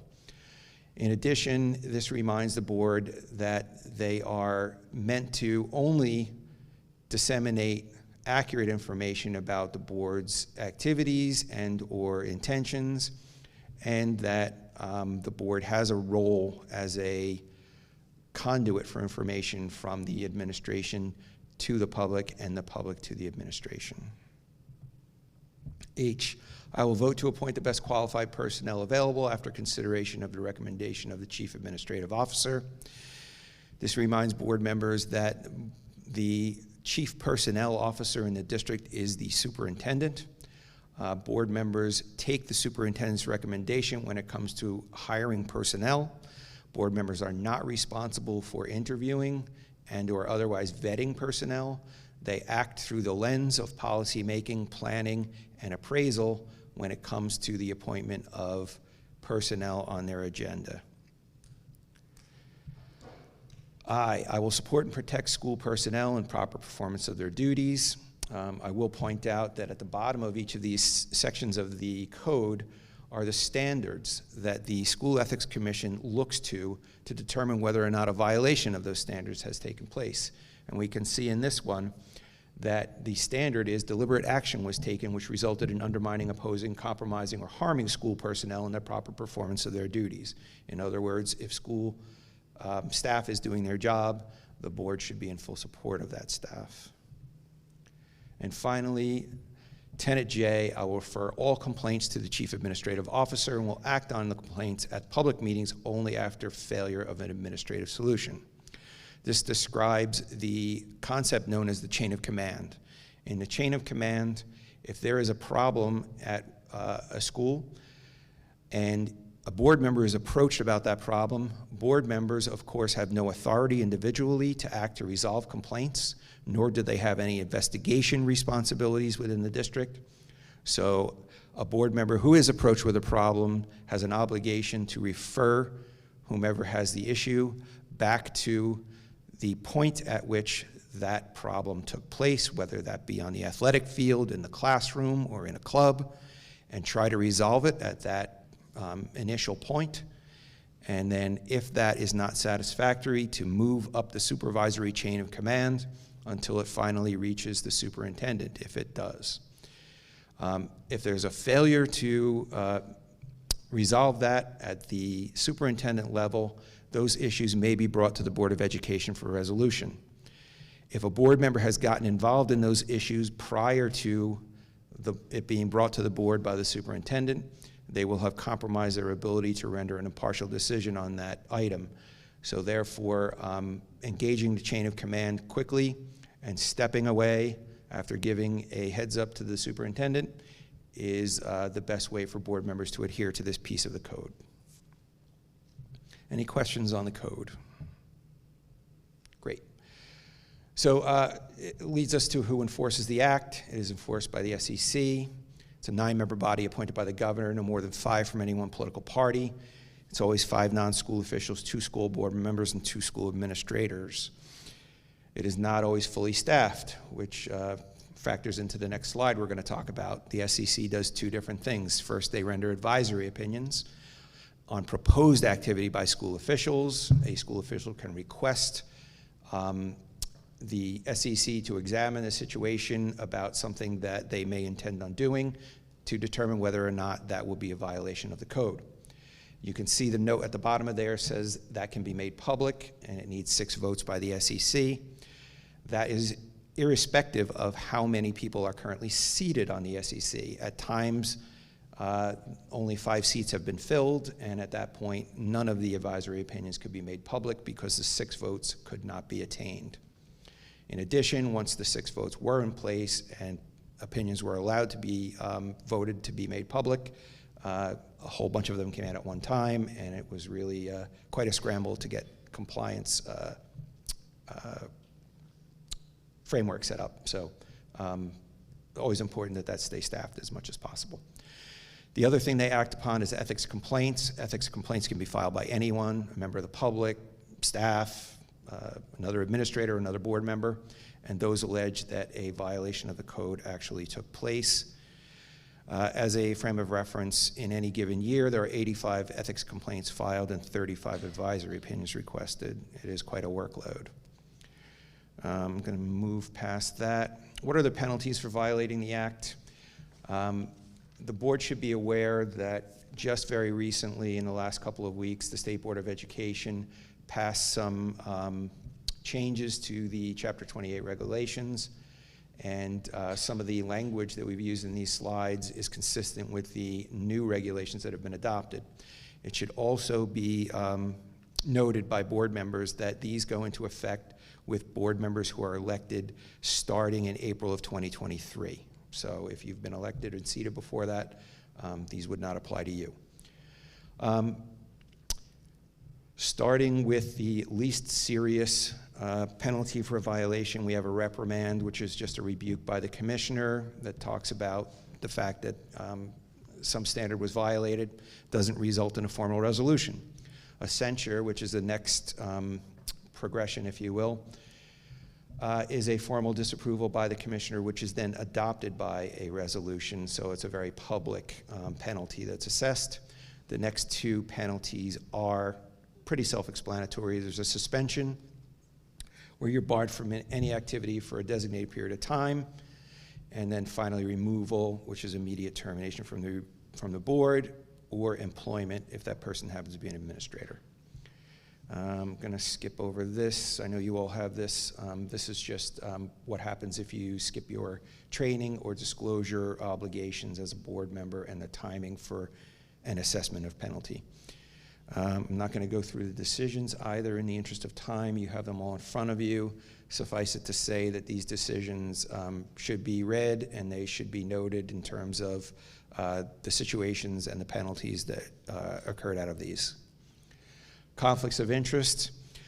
Board members need to recuse themselves if they're benefit to you as a school official or your immediate family due to any of the items listed here, which basically fall into the category of some kind of a financial or other benefit in terms of employment or a gift or favor.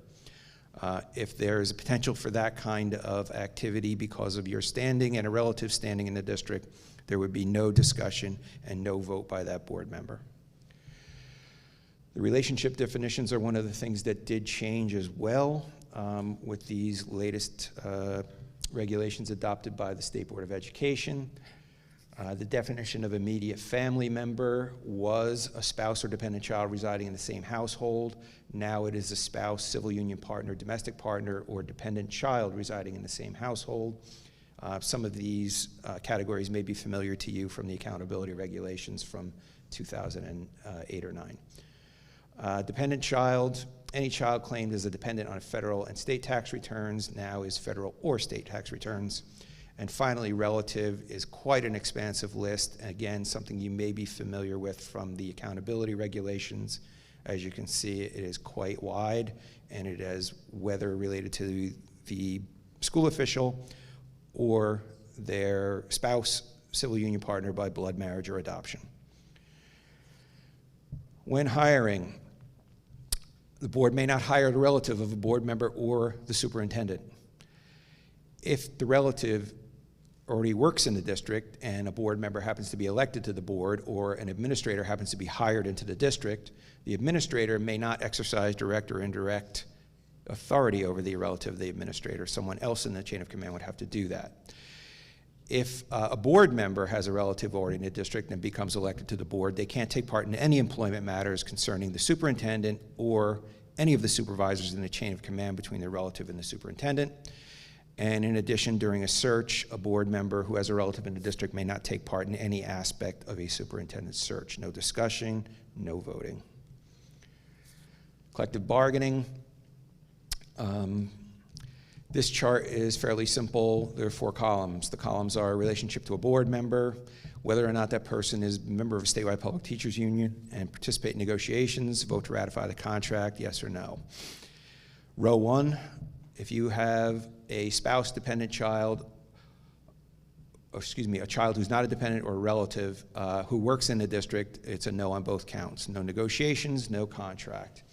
If yourself, your spouse, or dependent child works out of district, is in a statewide teachers union, you may not participate in negotiations, but absent another conflict, you may vote to ratify the contract once all terms of the contract have been settled. You may be briefed and vote.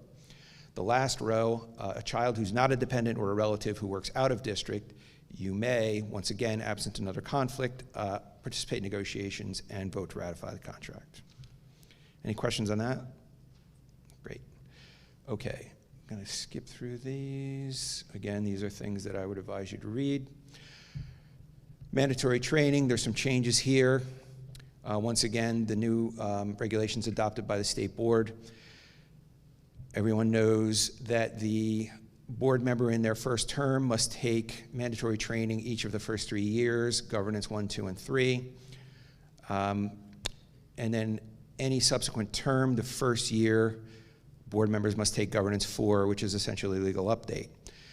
The key thing to note in these training schedules is that starting once again with April elections, board members will now have only 90 days to complete governance 1.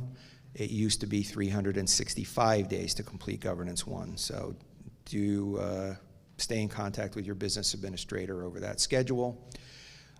New Jersey School Boards Association provides a number of different options for that training. We have in-person, and there's actually a second weekend in March 10 through 12. It is no charge to the board member. I would highly recommend in-person if you have the flexibility to do that in your schedule. There are live virtual options, which are right now 3 nights in which board members will need to log on to a virtual meeting and participate in those discussions. You must attend all 3 in order to receive credit for it. And then there is the self-paced online course, which essentially is sort of the bare minimum to do to be compliant. Excuse me. In terms of disclosure statements, new school officials must do so within 30 days of start of employment or service. Returning school officials have until April 30 to fill out their disclosure statements. Volunteering, board members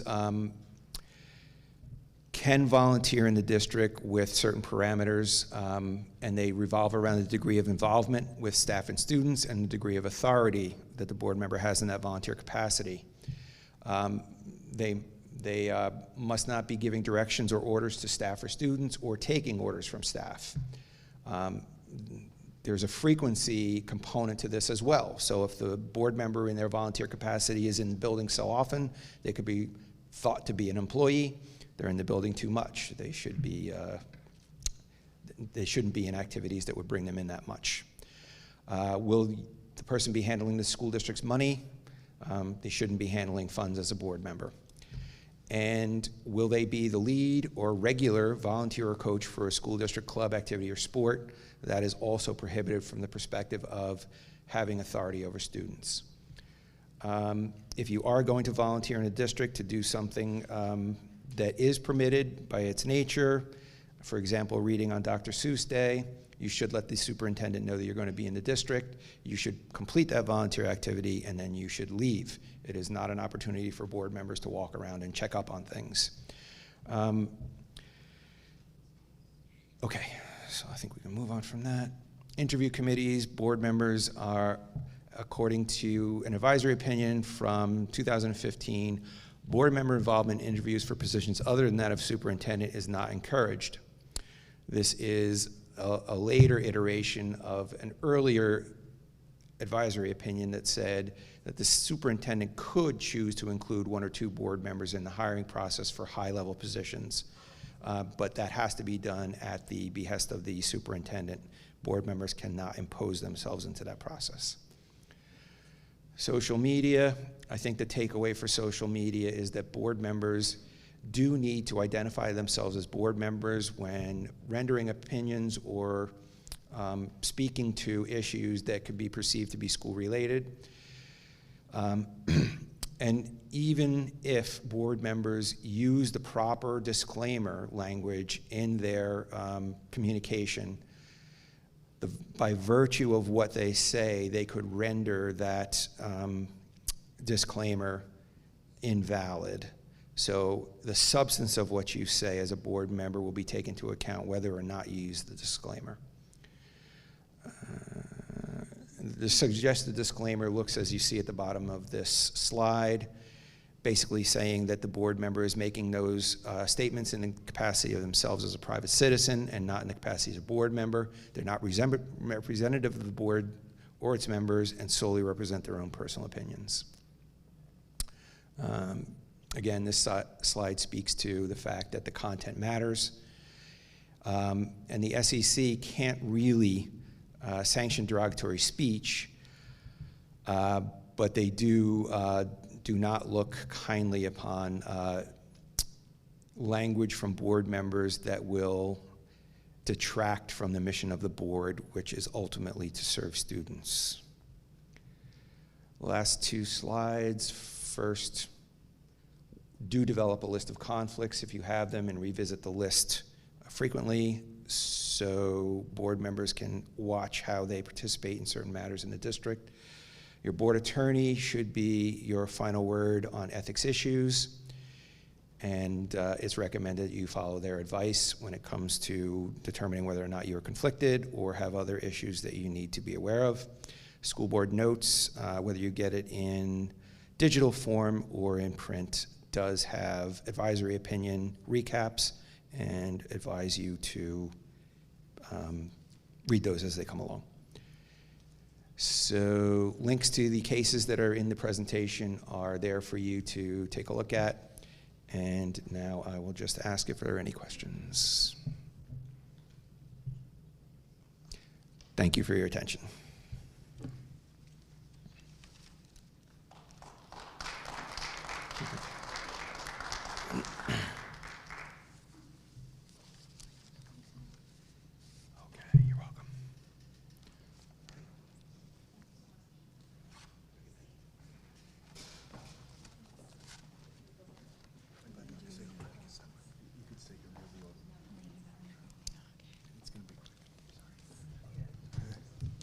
Thank you, Mr. Lee. Gentlemen, you can raise the screen back up. We do have one more speaker here. So I would like to welcome Liz Schick, who is a certified public accountant and partner for the district's financial auditor, Lurch, Vinci, and Bliss. And Ms. Schick is going to present on the audit for the 2021-2022 fiscal year. Thank you, Ms. Schick.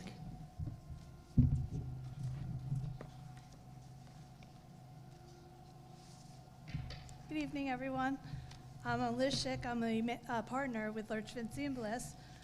We have the June 30th, 2022 audit. It's a little late again this year due to a delay with the state giving us some of the required disclosures that we needed for the report. For those of you that are new to the board, you did receive 2 electronic documents. One is the annual comprehensive financial report. That is the opinion and the financial statements. And then you received another one that we call the AMR, or the Auditor's Management Report. That briefly describes some of the audit steps that we took. If we had any findings and recommendations, they would be in that section. And that's a thin book. This is the annual comprehensive financial report. It's a thicker book. I'll just go through your financials real quick. The district received an unmodified audit opinion, which is the best audit opinion that you could receive. It's what you want to get for an audit opinion. The document itself has 3 different financial statements. You have district-wide, which shows how it's like corporate financial statements. So all your long-term debt and long-term liabilities, your capital assets are recorded there. We're not going to go over those because they really don't pertain to how you operate as a school district. Then we have your GAAP financial statements, which are what your opinion is on, and also the synopsis of audit that gets published by the district is on a GAAP basis. So I'm going to go through those financial statements with you. And then the third kind is the budgetary basis, which is how the district keeps their books. So when you see the board secretary's reports every month, those are on a budgetary basis. So real quick, the district has 4 governmental funds, which is your general fund, your special revenue fund, your capital projects fund, and your debt service fund. The general fund is the operating fund of the district. So I'm going to go through the fund balance of that real quick. At June 30th, 2022, I can't see at this time anymore, you had $31.7 million in fund balance. Of that, you had 22.7 in your capital reserve. So that is earmarked for projects that are in your long-range facilities plan. You did use $3 million of that in the 22-23 school year. You also had over $2.7 million in your maintenance reserve. That can only be used for projects that are in your M1 or your maintenance reserve plan. You had, can't see, sorry, $592,000 in your emergency reserve. There's restrictions on how you can use that money, so that's difficult. You can only use it with commissioner approval. And another $950,000 in unemployment. So that was reserved. That's reserved just to pay unemployment claims of the district.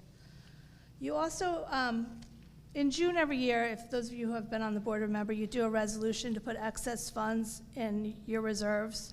So the way the board has been chose to do this the past couple of years is to put $1.4 million back for tax relief in the subsequent year's budget, and then put money in the capital reserve and keep your fund balance at 2%.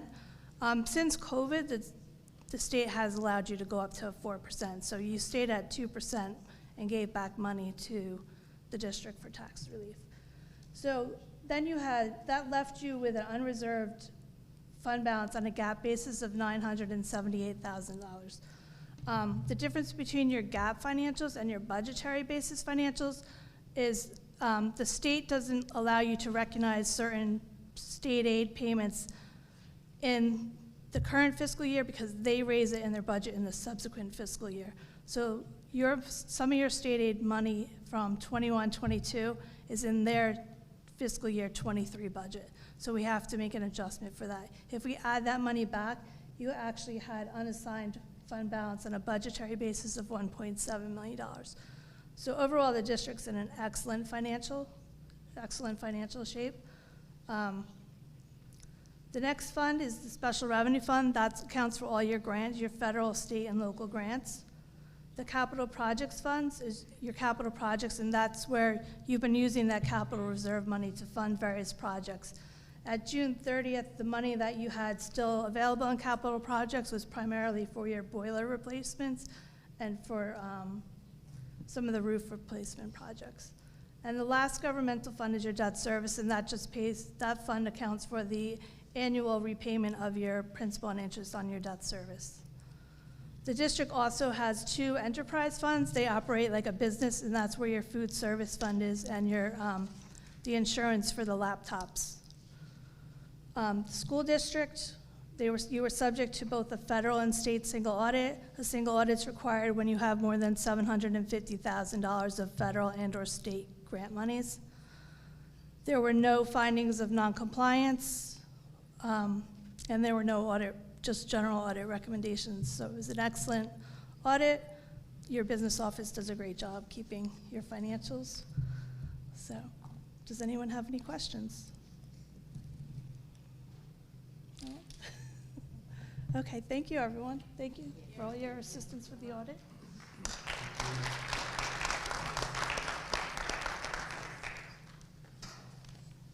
Thank you. So the board members can return to the stage. So thank you to both Ms. Schick and Mr. Lee for their presentations and for their patience tonight.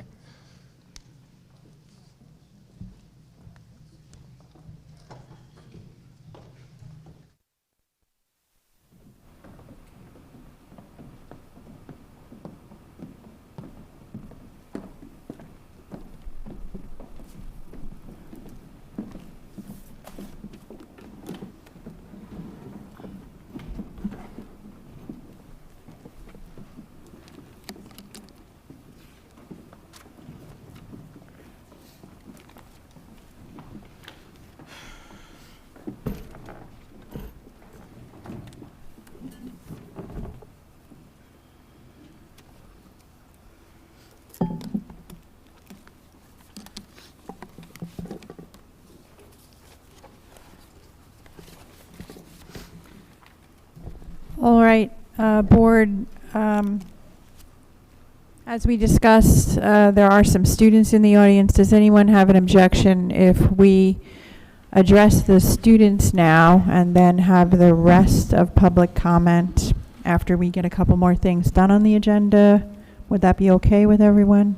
So the Yes. students can go home? Would that be all right? I just was trying to clarify. So,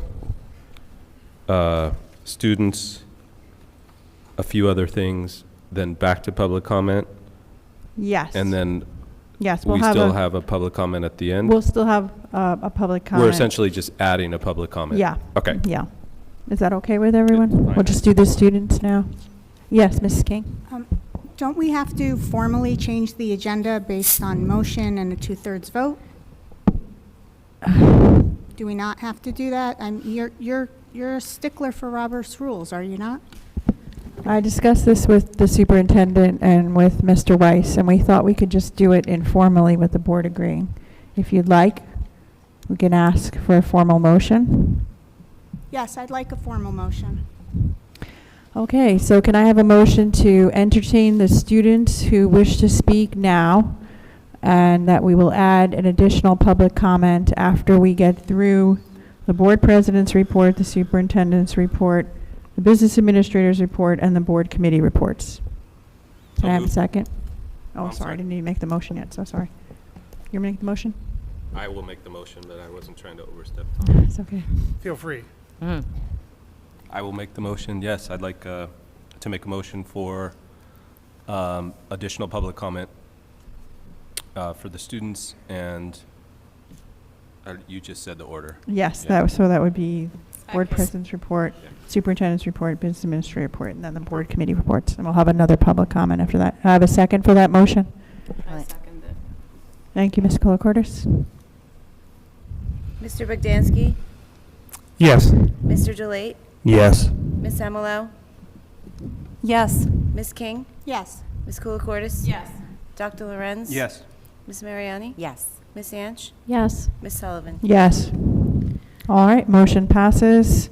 So, students, if you would like to address the board, this is your time. Please approach the podium. You do have to say your name and the town that you live in.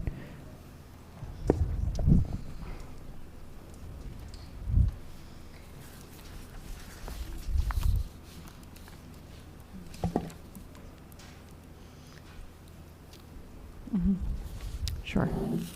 And just so you're aware, students, you have 3 minutes each to speak. All right?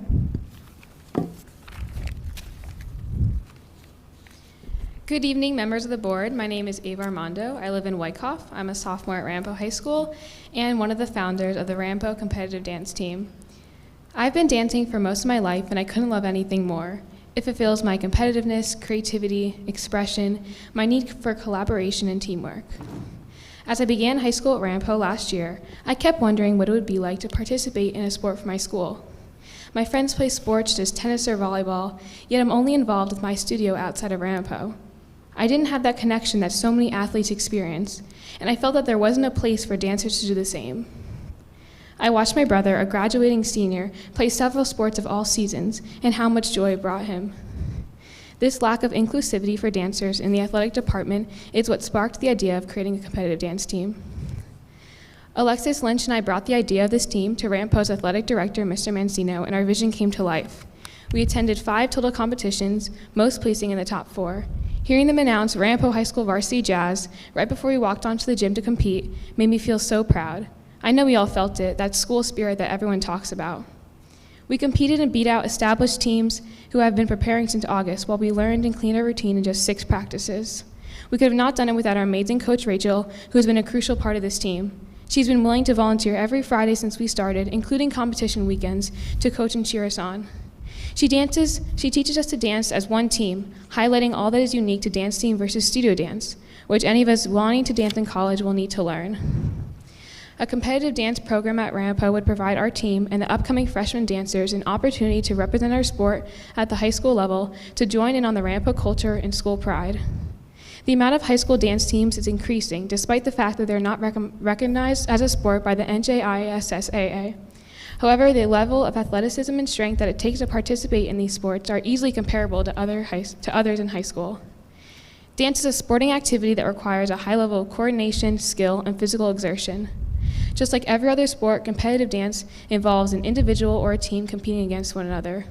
This team deserved recognition from Ramapo, if not NJSIAA as well, that we have just as much rigor and talent to be classified as a sports team.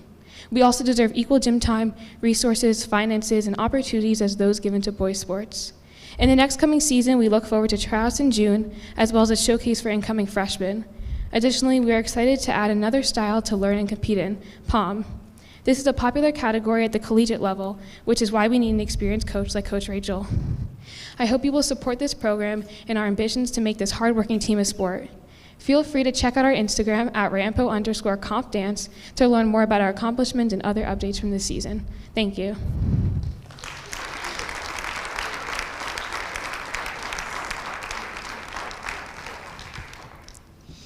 Hello, my name is Alexis Lynch. I'm from Wyckoff, and I, along with Ava Armando, am one of the founders of Ramapo's competitive dance team.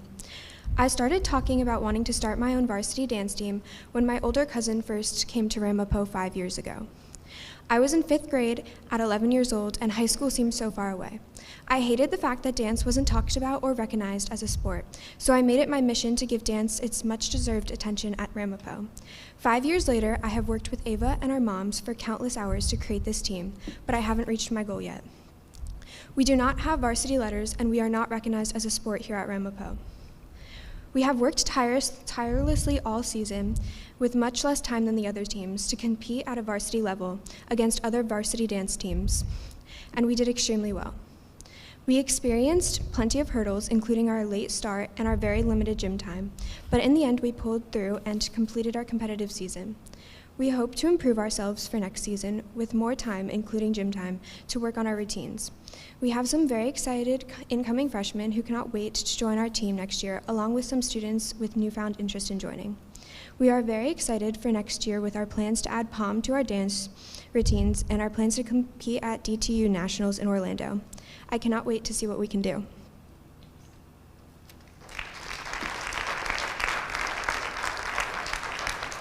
Can our coach speak? Coach Rachel, can she speak? I'm sorry? Can our coach speak right here? Can you co-speak? Our coach, can she speak? Your coach? I don't know. How does the board feel about this? We made a special exception for just the students. We have to make another. I thought we added a public session.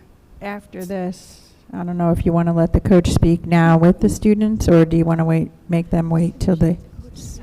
Yeah, Is it okay? Yeah. Is everybody okay with that? Yes. Okay.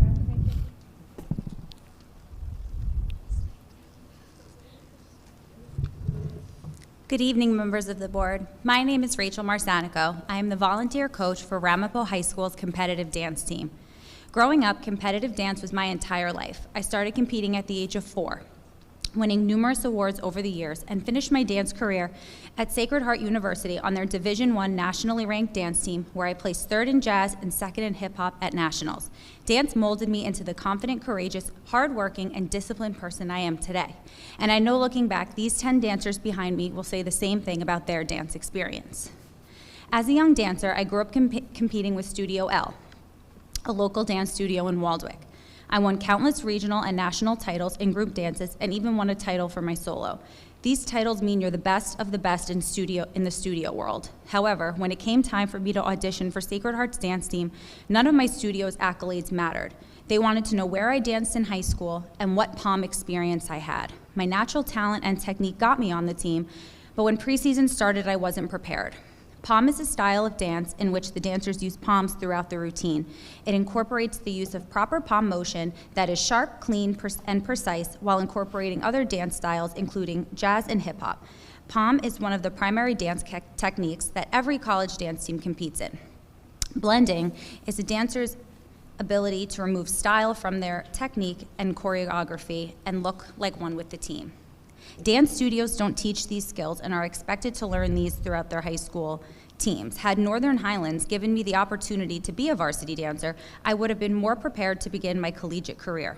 Learning this technique at Ramapo from a trained coach is the only way these dancers can grasp POM and how to blend. This would be their only exposure before college.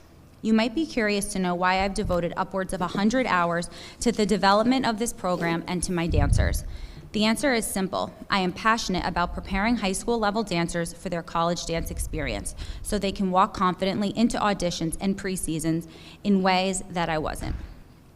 Dance is now recognized by conferences like the SEC, and there is now an abundance of scholarship opportunities for dancers. College coaches won't go scouting dancers at their local dance studios. They scout through high school. There would be an incredible opportunity here at Ramapo to provide guidance towards the Division I path. There is a hole in Ramapo High School's athletic department, along with hundreds of other high schools across New Jersey. There is a missed opportunity to prepare female athletes for the next step of their careers at the collegiate level. Competitive dance is that opportunity for Ramapo High School. Thank you.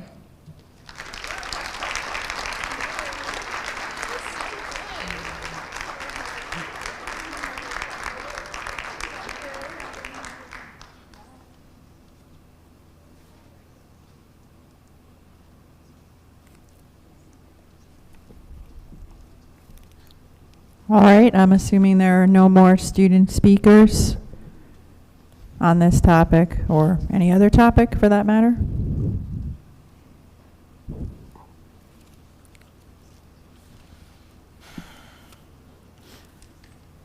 All right, I suppose I need a motion to close the limited public comment that we just heard. Can I have a motion? So moved. Second. Thank you. Mr. Vigdansky? Yes. Mr. DeLate? Yes. Ms. Emilo? Yes. Ms. King? Yes.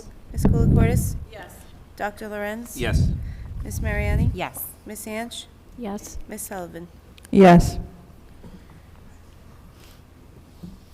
All right, that leads us with the board president's report next. I was going to say a few things, but in light of the hour, I'm going to skip that. However, I do want to mention that I discussed this with the superintendent, and he can feel free to chime in. I'm going to pull from the agenda item E like Edward 4, E4, which is the student calendar for the year, E4. We received an inquiry from several community members with respect to the holiday of Eid al-Fitr and I would like to pull this from the agenda so that the board could consider the request and deliberate it through committees so that we can make an informed decision. The request only came in today, so it was not made in a manner that we could actually run it through the committee or committees that would hear it. And if the superintendent has anything to add here. I do. Ms. Sullivan and I did speak about this today.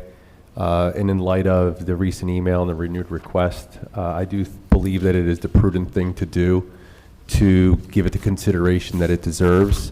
And my recommendation would be that we discuss it through several board committees, so that way we can engage as many board members as possible in the dialogue around the impact to the calendar.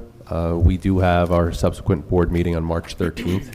So I do believe that it gives us at least 3 to 4 weeks to be able to have some meaningful conversation around the topic, and then to revisit it. I do believe it's a prudent thing to do at this point. Can I ask a question? Yes, Ms. King? So I just want to make sure, not that I think you're absolutely right, we should look at it, we should discuss it, but are we obligated to put out a calendar by a specific time? I know that it has our spring break on it. It has all of the pertinent dates that people need to schedule vacations. Would it, and I'm just asking this to throw it out there because again, you were just, this was just brought to your attention. Is it not something that, similar to the professional development days that were added, that we can't get the calendar out to the community and possibly add in this suggested day off after further discussion? So I think that's a good question to consider. I think where it deviates and it's different than the professional development days is that our professional development days that were added in were all half days or a delayed opening. So in that sense, it does not impact the calendar. The concern that I shared with Ms. Sullivan today was that if we were to move forward and approve this calendar and then put it out to the community, and then we were to make a change 4 weeks from now, and it's not to say that there will be a change, but if there were to be a change, it would impact the graduation day, it would impact other days because we would actually be adding an additional day to the calendar. So that's where the concern lies, and I don't want it to be confusing to the community.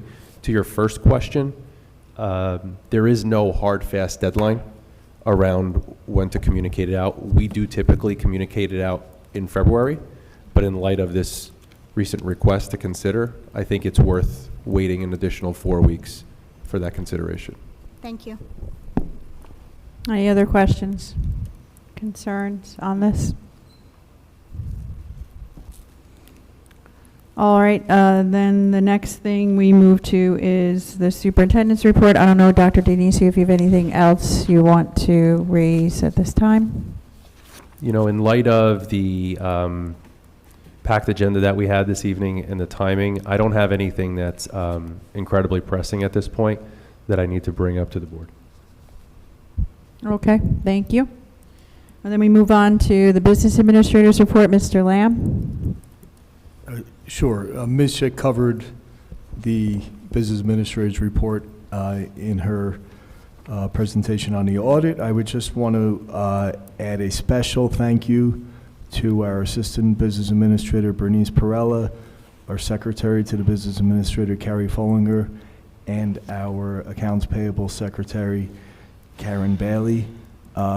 This is, since I've been here, this is the second straight perfect audit that they've received, and they've received several perfect audits before I got here, and those perfect audits included during the pandemic, which covered at least 2 school years, depending on when you decided it started and ended, spanning 4 superintendents, 2 business administrators, a couple of month period where they really did not have a business administrator, 3 different coordinators of facilities. They really kept the district going, and they continue to move us forward. So thank you to them. Thank you so much. Then we move on to board committee reports. First up would be the Athletics, Arts, Extracurriculars, and Communications Committee. chaired by Doreen Mariani. Thank you, Ms. Sullivan. I do not have a report at this time. Our regularly scheduled meeting is going to occur on February 28th. I will report after that. Thank you. Education and Personnel, Mr. Tom Bogdansky. Thank you. We were actually supposed to meet this evening at 5:30, but due to the agenda, we've postponed it to a later date. Okay, thank you so much. Finance and Facilities, Miss Mariana Emelo. Thank you. The Finance and Facilities Committee met on February 8th. We began the discussion with special education. Would you speak into your microphone? Sorry. Dr. Dionisio gave us an overview of the Teacher of Students with Disabilities endorsement. The committee supported the superintendent and the director of special education recommendation. The goal of this program is to transition from a supplemental model and to go to an in-class resource model, which was recommended in our special education Palestis report. This program is intended to support district teachers to attain a special education teacher of students with disabilities certification at no cost to the staff member.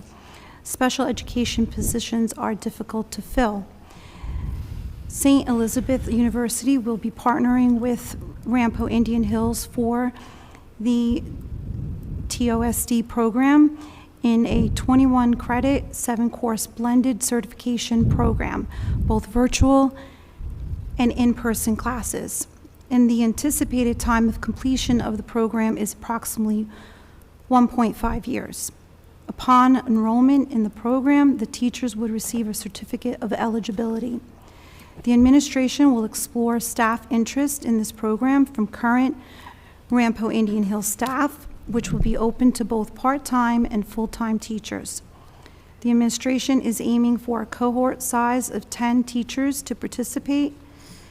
The cost to our district per teacher would be $10,500, with the goal to kick off the program in July of 2023.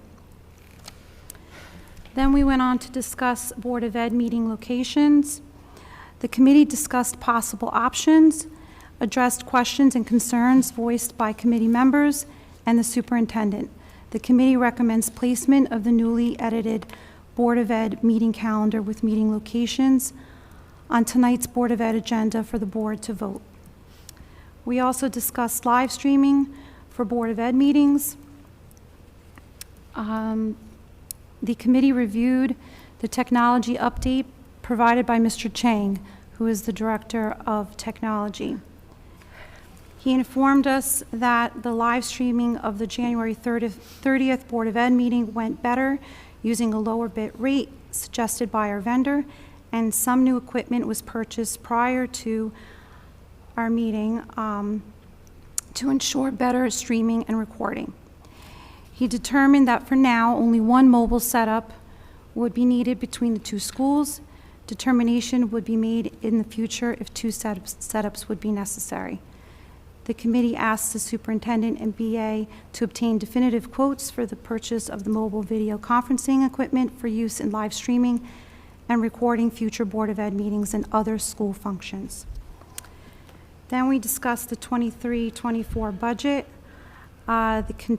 The committee continues to receive data to review from the superintendent and business administrator concerning the 23-24 budget, but no formal request for a decision from the administration has been made to the committee as of yet. And finally, we talked about bus driver pay. The district current rate of pay is not competitive with demands of the market and other school districts.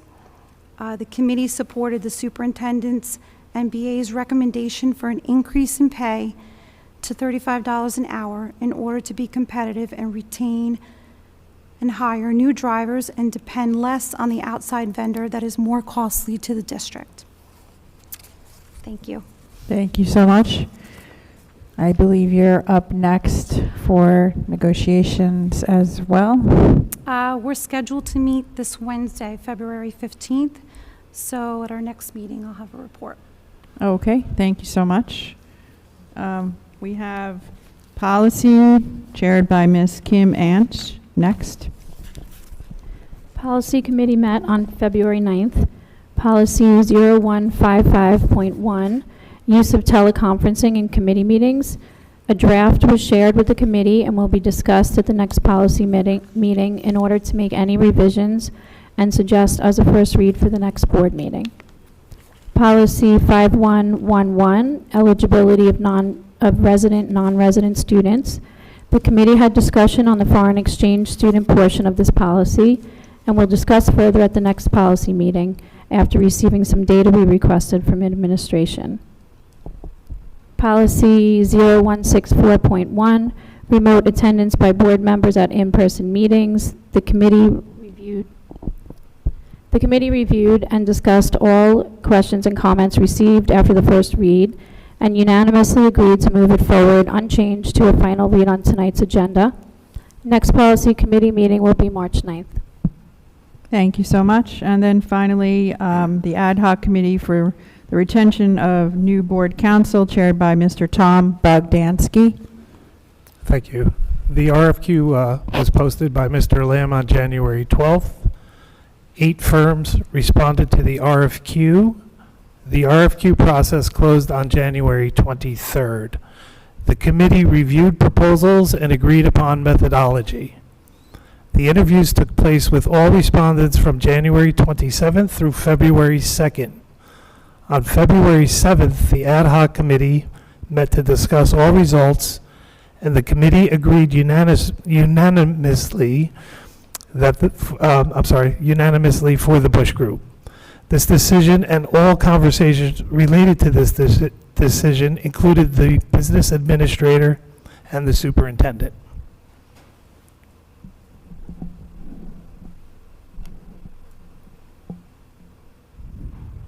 Thank you so much. All right, that completes committee reports. Now we're going to move back to, I believe, public comment, if I have my order correct. Anybody wishing to speak, please approach the podium, say your name, the town that you live in. Point of order, don't we need to open it to public session, or no? No, we already made that motion, I think. We closed public session before. Don't we usually open to public session, or no? Okay, we can have a motion. Can I have a motion to reopen public session? So moved. Second? Anyone? Second. Thank you. Mr. Bogdansky. Yes. Mr. DeLate. Yes. Ms. Emilo. Yes. Ms. King. Yes. Ms. Colacortis. Yes. Dr. Lorenz. Yes. Ms. Mariani. Yes. Ms. Anch. Yes. Ms. Sullivan. Yes. All right, sorry for the false start. Just give your name, the town that you live in, and be reminded that your comments are limited to 3 minutes. Thank you. Good evening, members of the board. My name is Arlene Armando. I am a resident of Whitecroft for 15 years. I have a son at Eisenhower Middle School and both a son and daughter at Ramapo High School. I am also a very proud parent advisor to the team you heard earlier today. They are hardworking, tenacious, spirited girls, and you heard them speak, and they were super proud, and it was great to work with them. As a mother of a dancer, I have watched my daughter Ava balance academics and dance training most of her young life, ultimately choosing dance over gymnastics, basketball, and track and field because she loved it the most. I've seen her deal with the closing of her beloved studio of 9 years during the pandemic, to taking online dance classes to keep up with training, to finally finding a new home at her new studio and company. Dance is physically difficult, and I admire her desire and strong persistence to be better, which is not unlike any other high-level athlete. Except, great dancers are more than just athletes. They are artists as well, and they deserve a place at Ramapo. I had the opportunity to watch this team, these talented and athletic dancers, learn difficult jazz choreography and successfully compete against established varsity dance teams after just 6 practices.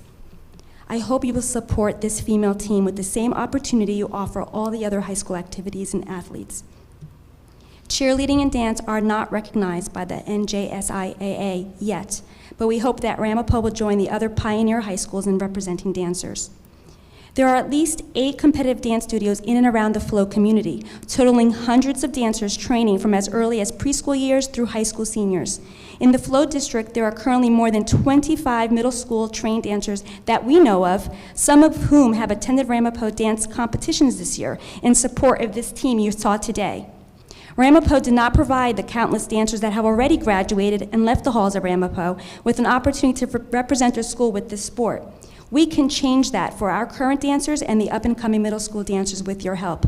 Please provide these dancers, your students, a place to flourish, connect, learn, and compete. These high-level trained dancers require experienced coaching, not an academic teacher, not a parent advisor like me, and professional choreography, no different than the numerous high schools they competed against, such as Lakeland Regional High School, West Milford High School, Wayne Valley High School, and Fair Lawn, just to name a few. Coach Rachel, who you met today, has volunteered an incredible number of hours to this team. She has gained rapport with the dancers, and they look up to her for invaluable experience, talent, and guidance. She has been so supportive of this program and of the launch of it, and as you can see, she was here tonight. She is what the school needs to bring this program, these students, the recognition and future they deserve. Thank you for your time. Thank you. Hi, Marie Neal Wyckoff. So I heard that there was going to be some speak from the young ladies that spoke earlier, and it made me say to myself I wanted to come down here since last year I spoke a number of times about what I consider the imbalance in sports at Ramapo High School and Indian Hills High School. So I'm not nearly as prepared. But, so we heard a young lady last year from the lacrosse team speak about having her team moved so that a football player can throw a ball for something, and their practice got moved, so that was one other girls' team talking about injustice. I've heard talk of trying to start a female hockey team that has also not had the ability to get off the ground. I sent numerous letters in regarding the cheerleading program and that the expectation without training. So just like these young ladies are saying, you know, they want not only their sport to be recognized, but then they want it supported. There are many sports in this school, mostly male-dominated sports, that have layers of coaches supporting them. 6, 7, 8 coaches, training programs, all summer camps. The girls' flag football team has to get up at 6 a.m. to get a 45-minute practice. The first few practices are in the dark. So when the other, I'm very bad with names, but whoever did the ethics presentation, he mentioned a few things. Code of Ethics C was about policy. So maybe that's where this starts. If the Board of Ed is responsible for policy, then what is the strategic plan to put a policy into place that needs to be abided by so that students don't have to come here to fight for the rights that they should already have? And then the other one was, I think, J, which was about complaints. I've been here numerous times to voice a complaint. These young ladies are here trying to get their voice heard. So I also heard that there's a strategic plan going on. Maybe it's time to let these girl athletes be a part of the strategic plan moving forward. Don't just say, okay, you can have a team, and then give them no gym space, no coaches, no funding, no anything. Okay, lastly, and I only have 14 seconds, but other schools require sports to support their other sports. So we should think about that too. If you're on a sports team, make it a co-op. If you're on the basketball team, you need to attend 5 other sports games, regardless, to maintain your position on the team. The 3 minutes. That's it. That's fine. Thank you. Thank you very much. Good evening. My name is Jessica Lynch. I've been a resident of Wyckoff for almost 19 years with my husband and 3 children. It has been my pleasure to be one of the 2 parent advisors for the young competitive dance team you heard earlier. When the pandemic hit, my daughter went from dancing 12 or more hours a week at her local studio to not dancing at all. Her studio could not handle the financial burden of the shutdown, so the owners decided to retire and close the business. Alexis had a very difficult time recovering from this and lost her love for dance. In the spring of her freshman year at Ramapo, she and Ava came together with the idea of starting a competitive dance team. Watching this team grow from the roots up has been enlightening to me as a mom. There are so many young women at Ramapo High School that are challenged to find a place for themselves in this school. This is especially true for dancers who spend immeasurable hours dancing each week at their own private dance studios. These dancers, including my niece, a 2021 graduate of Ramapo, have such little investment in Ramapo as their school due to not having a sportive interest or talent to participate in. I watched my niece struggle for years with friend groups who bonded over their personal sport of volleyball or soccer, as she was on the outskirts spending hours at her dance studio, but having little connection to Ramapo. As I watched Alexis participating in practices and competitions of this dance season, proud to stay after school every Friday to master her sport of dance with like-minded Ramapo students, it brought tears to my eyes. I saw her thrive. I saw her happy. I saw her show love and pride for her school, and for the first time have true school spirit. I can promise I'm not the only mother of dancer that feels this way about their daughters. Girls and mental health is its own pandemic. Girls in high school around New Jersey are suffering. In 2009, approximately 2 million, or 12% of female teens ages 12 to 17, were diagnosed in the U.S. with a major depressive episode. By 2021, this number skyrocketed to 29. According to studies, female teens are twice as likely to experience episodic depression than males. Loneliness and isolation trended as the top reason for mental health concerns during the pandemic. This affects all of our children. Participating in school activities, including sports, is an easy way to limit isolation and increase inclusion in the school culture. Considering the mentioned statistics, it is important, if not more important, to invest time, energy, and funding into providing as many opportunities as possible for female high school students to participate in school-funded activities. The dance team has been a success for these 10 girls and should continue to be an outlet for all the upcoming dancers in the Flow District attending Ramapo High School. Thank you for your time.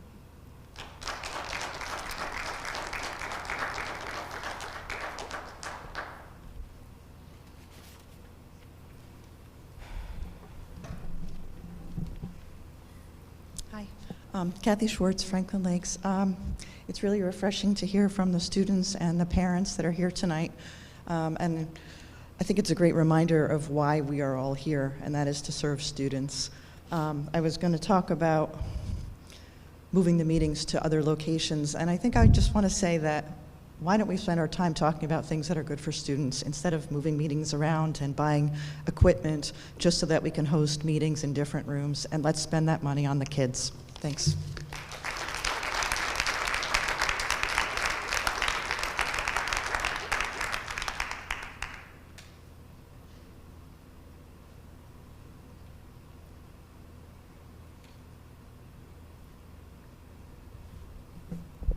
Seeing no one, motion to close. Second. Mr. Bogdansky? Yes. Mr. DeLate? Yes. Ms. Emilo? Yes. Ms. King? Yes. Ms. Koulikortis? Yes. Dr. Lorenz? Yes. Ms. Mariani? Yes. Ms. Anch? Yes. Ms. Sullivan? Yes. All right, board discussion on agenda items. Anyone wish to be recognized? Ms. King, can I be recognized? Yes. I wanted to ask Mr. Lamb, if that's okay, about making the corrections that I suggested in the minutes for the January 5th public portion minutes. All right. You can direct your questions to me, and we'll see if Mr. Lamb can answer. Mr. Lamb, I did send you an email about various corrections that I would like added into the minutes. So I'm wondering if those are going to be put in. Mr. Lamb, do you want to answer? Sure. I did respond to your request prior to the January 30th board meeting with the explanations of why the minutes that the requested changes that you put forth were not included in the minutes. Do you need me to repeat those answers? No, but the comma that is missing in my motion specifically, that changes the entire meaning of the motion. So that is an important correction, and that was a motion that I made. Upon reviewing the video, I believe the motion that you read is accurately reflected in the minutes without the comma. Okay, so you're not going to make the changes? We did not make the changes. Okay. So then I'd like to make a motion to amend the January 5th, 2023 public meeting minutes to include my changes. I'm requesting that this amendment be put into the body, not as an attachment of the January 5th, 2023 public meeting minutes, not the February 13th, 2023 minutes. And I have a copy that I can hand out to everyone. Point of information.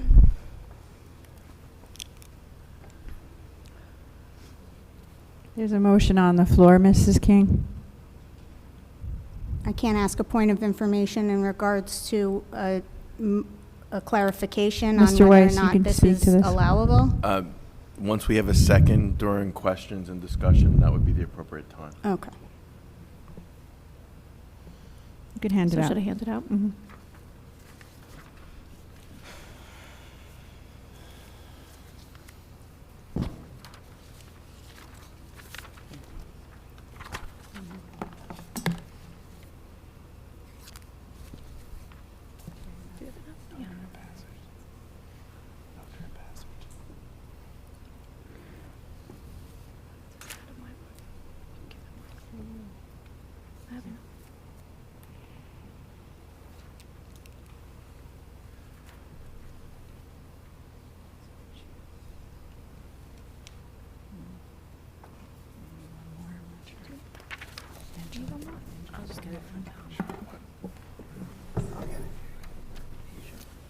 It's coming down.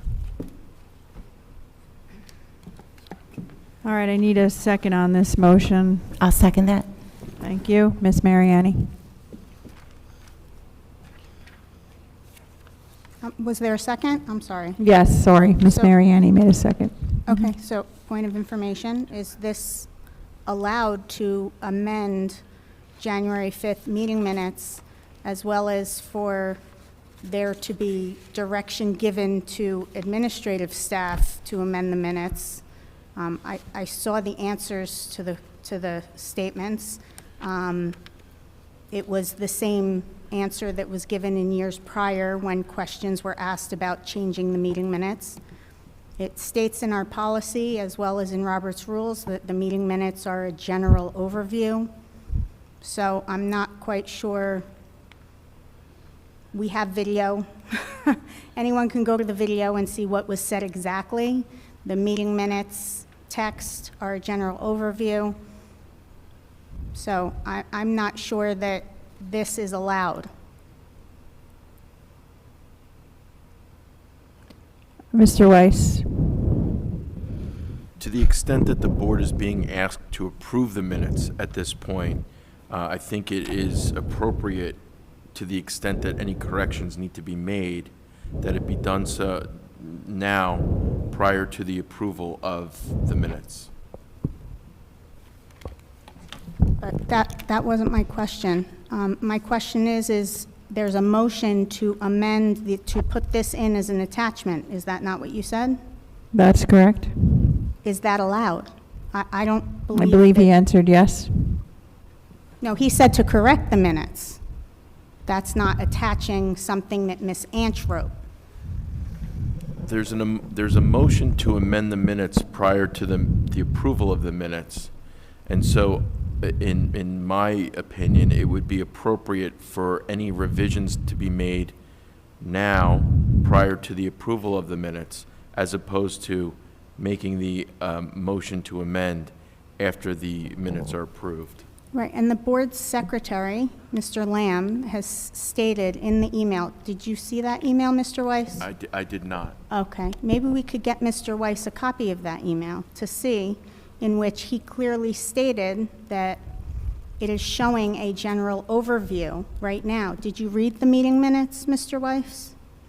I did not. I was not privy to them. Right, and you did not also attend the meeting, nor did you see the video to hear what happened at that meeting? Is I'm that sorry, correct? Mrs. King. This I'm isn't a just- cross-examination of our I'm attorney. trying to establish the facts. You're trying to establish an I'm trying to undermining of the establish the motion facts. that's made to amend the minutes to make I corrections. believe that we're not allowed to rewrite history.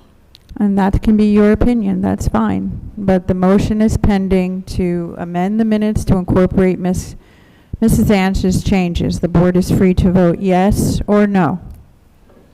It's not up to the board. It's up to the secretary, who is the keeper of the minutes. The board approves, not, Mr. Weiss? the board approves the minutes. Ms. Sullivan's correct in that the board is being asked to approve the minutes by way of the action item that is on the agenda subsequent to this motion.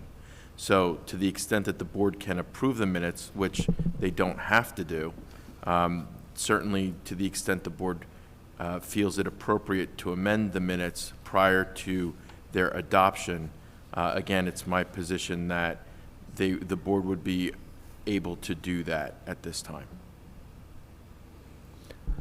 Any other questions I have or a comments? question. Dr. I just want to Lentz? make sure I understand the process. So the January 30th meeting, the minutes were not approved, and the 5 majority planned on not approving the minutes without any discussion. I'm not sure that that's a fair assumption, but It wasn't a surprise to the 5 majority members. So then, Ms. Anch requests that the meeting minutes are altered, which is typical. and Mr. Lamb says no, and now we are attempting to alter the exact meeting minutes through a motion? The board is free to amend the minutes. They're being asked to approve the minutes now, so the board can vote on amending the minutes. Yes, that's what Mr. Weiss is saying. No, but it's just a backdoor way to get the minutes altered. As Ms. King said, you can't rewrite history. We saw what happened, and these are those moments where the public at home must think we are crazy. That's your opinion. It certainly is. Mhm. It certainly is. Mhm. Ms. So- Sullivan? Oh, I'm sorry. I just want to make sure that it's 2 commas and 2 words, right? And Mr. Lamb said that after watching the video, those words were not uttered, correct? I think Mr. Lamb just said he didn't agree with the suggested changes. I don't think he gave specific reasons tonight. And Ms. it's King? actually 3 words and 2 commas. May I be recognized? Yes, Ms. Mariani. So it's my understanding that it's not like we're trying to rewrite history, we're just trying to write it correctly. Is that true? Every board member has the right to vote. So if you feel that Ms. Anch's changes are the correct version of the minutes, in your opinion, then you vote yes. If you don't feel it's correct, then you vote no. Okay. I have one more thing to say.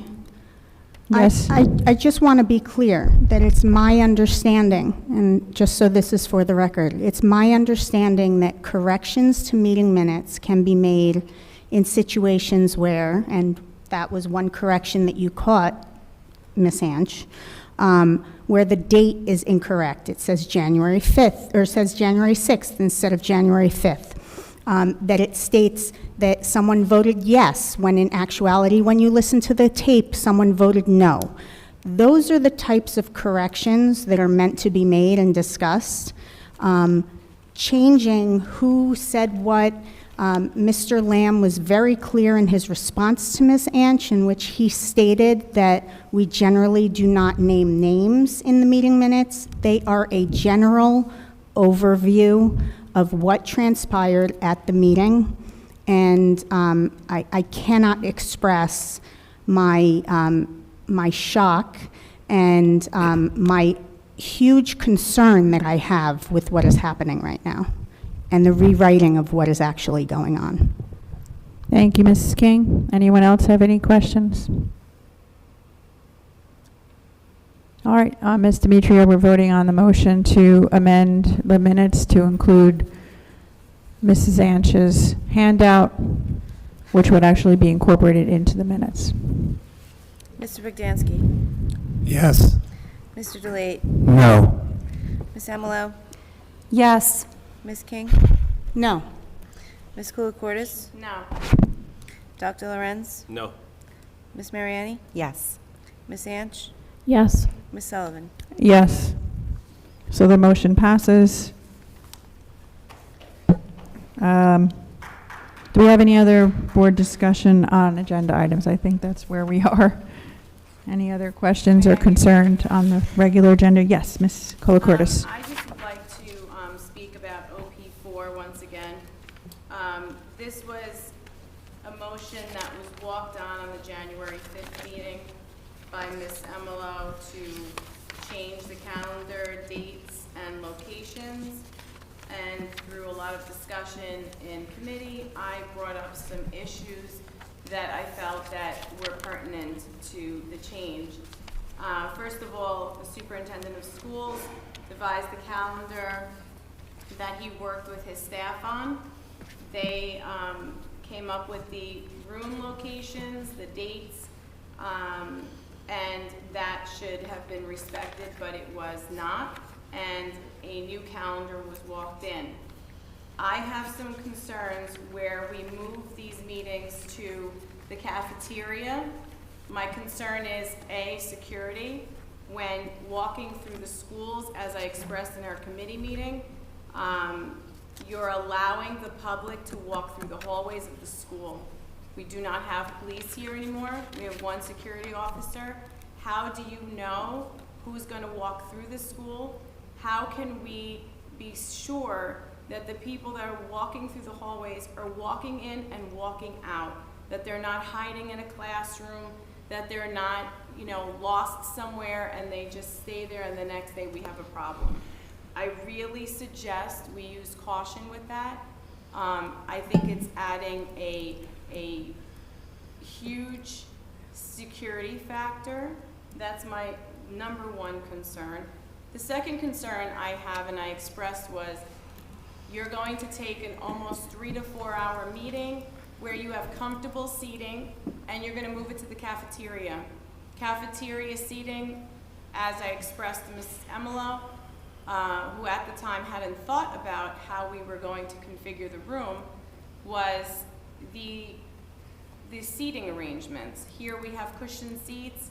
Up here we have desks and chairs. Okay, we can move these into the cafeteria, but what are you going to do in terms of the public? They're going to sit in a cafeteria chair.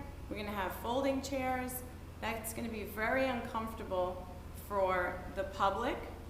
And also the cost. We're supposed to be fiscally responsible, and we're adding a cost to bring audio-visual to a cafeteria. Also, you're adding to the custodial staff. They have to now break down the room. They have to move all of the cafeteria stuff out of the way, put the folding chairs in, take them out, break the room back down again. So I think that these are all things that really are not key to focusing on what is supposed to be why we're here, and that's the students. Changing the calendar and the location doesn't add to our kids. It doesn't. And I know that you keep saying that it's a more intimate setting. This isn't a dinner meeting. This is a Board of Education meeting.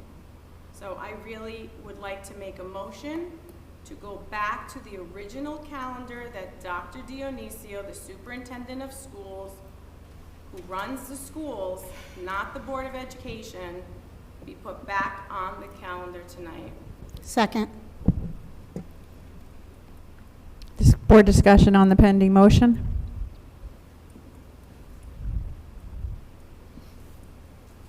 I'd like to make a few comments. My chair is not cushioned.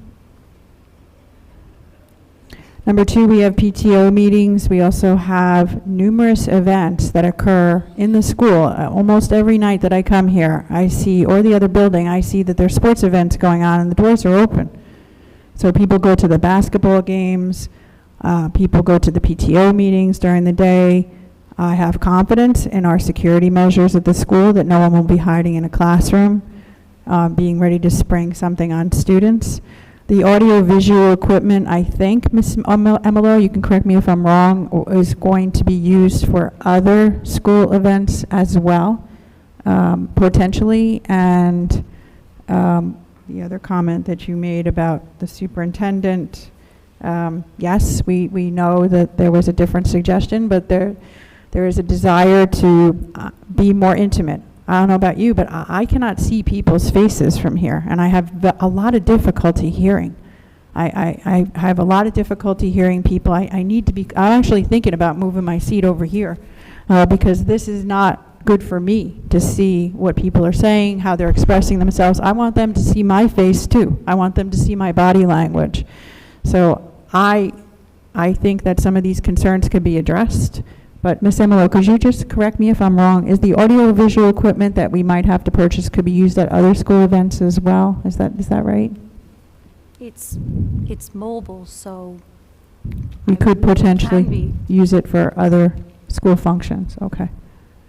All right, so I guess we'll have a roll call vote. I have something to say. Wait, I'm sorry. No, go ahead. Did you say we have to purchase additional equipment? There might be a purchase of additional audio-visual equipment which we can use at other school events as well.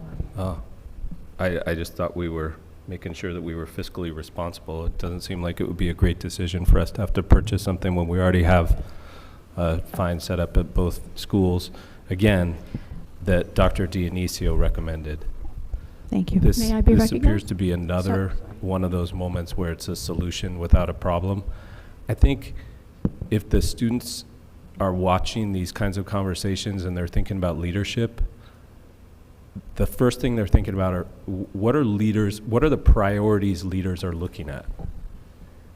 And we're having a conversation about moving a meeting out of convenience. I don't even know why. I still don't know why. So I can see people, so we can all see people, so that we can have a more intimate environment, so that I can hear people. But that's Is that not why wrong we're for me to here. hear those students that are coming That's here tonight? not why we're here. We're not here to hear students that come to our meetings? We're not here for people to see us or for them to see us better. And we're certainly, we're also not here because just last year, Ms. Emilo wanted to do this based on the Wyckoff K through 8. What? Wait, what? The Wait, can you repeat modification that to the again? calendar. I'm sorry, just direct modification your to the comments calendar. to me, and then I can recognize Ms. The Emilo. modification to the calendar should only be at the recommendation of the superintendent. Kind of like the board council recommendation as well? That was also at the recommendation of the superintendent tonight, that you voted no on? Yeah, why did I vote no on it? I don't Because want to, the I'm just process saying, was if you're going to broken. use that as a sword and a shield, just be careful. You can't bring it up and then tell me it's not relevant to discuss. So it was a procedural issue. Okay. Anyone else? Ms. Yes, Emilo, do I you want had to address? something, I his- had something to say. I'm and sorry, I- I'm I recognizing, gave the floor I'm to Aaron. recognizing Ms. I had Emilo. something to say before Aaron. I'm recognizing Ms. Emilo. Of course you are. I'm sorry, Ms. King, could you please refrain from commenting and giggling about my comments? Sure. It's very upsetting and it Okay. causes distress with the All public. right. I don't want to cause you stress. No, distrust. Right. Oh, okay. Distrust. All right. It looks like you don't respect your fellow board members, and I do call on you Okay. frequently. All right. And you don't need to comment, all right, every time I say Okay. something. Please don't tell me what to do. Thank you. Ms. Emilo. I'm going to allow Ms. King to go before me. Go ahead. Thank you. And if you can ask the public, Ms. Chairman, to please refrain from commenting when people are speaking, I'd appreciate it.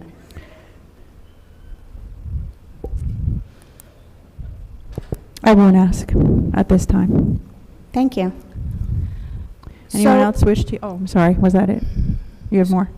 So basically, we're going to take, I believe the cost was anywhere between $6,000 and $10,000. So, we just heard from students who want to start a varsity team. We would have to, if we choose to do that, which I think it's a great idea, we would have to pay coaches. That money could be used for that. So I'm not sure, why we would even entertain doing this when, again, as my fellow board members who I respect, Okay, audience, please. who I respect immensely, have stated that we've been round and round about this, and Wyckoff has been mentioned, the Wyckoff Board of Ed has been mentioned on numerous occasions, that the Board of Ed, it's the same as the Wyckoff Board of Education dates. The 5 meeting dates that you changed, I looked, were the same exact dates as the Wyckoff Board of Education. I'm not sure why changing the location is constantly being bandied about when we could move the desks closer on the stage. There was one time 2 years ago where we sat in front of the stage, if I remember correctly. Why aren't those being looked at? And it's got nothing to do about whether or not our seats are cushioned. As Ms. Colcortis said, the comfortable chairs are for the constituents, as you call them.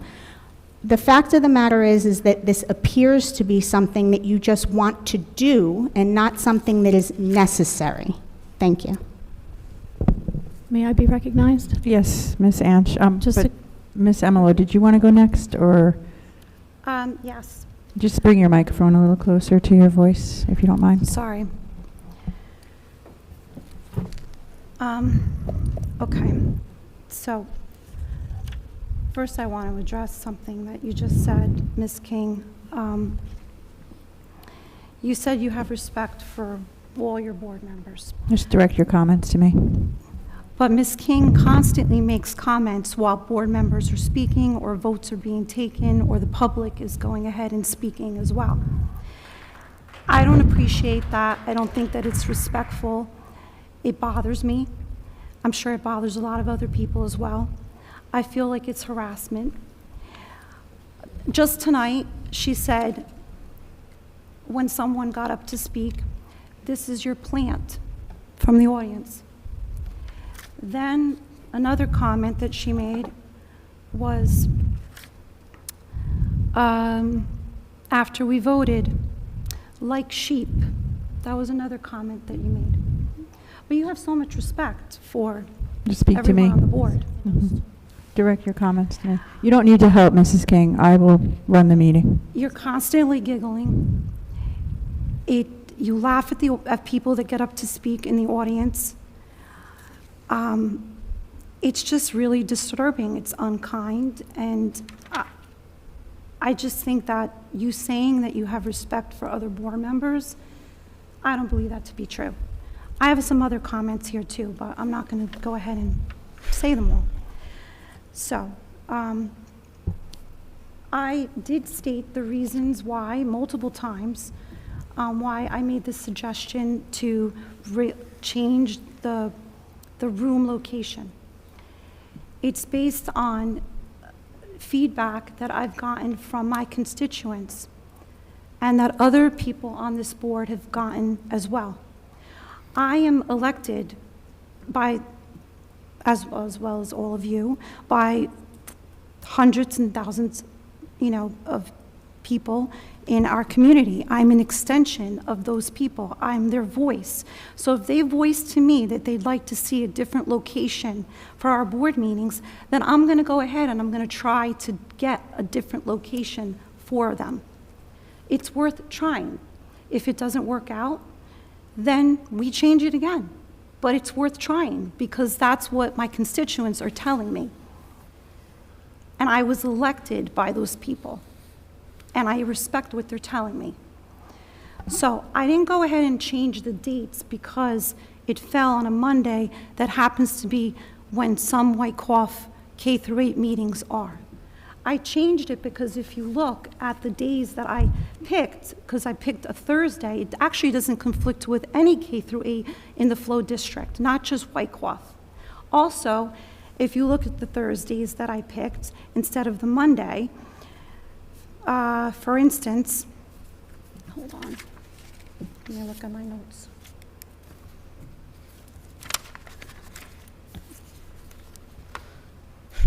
One second. There it is. I chose the first Thursday was June 29th. No, I'm sorry. Yes. June 29th, which is a Thursday, after our last week of school and graduations. Then I picked Thursday, September 28th, which that week is Yom Kippur, and that's on a Monday. It's celebrated Sunday, Monday night, and I thought that it would give people on the board extra time, like if you are Jewish, to prepare for the meeting instead of the Wednesday night that was originally proposed. Then the Thursday, November 30th, was after the Thanksgiving break.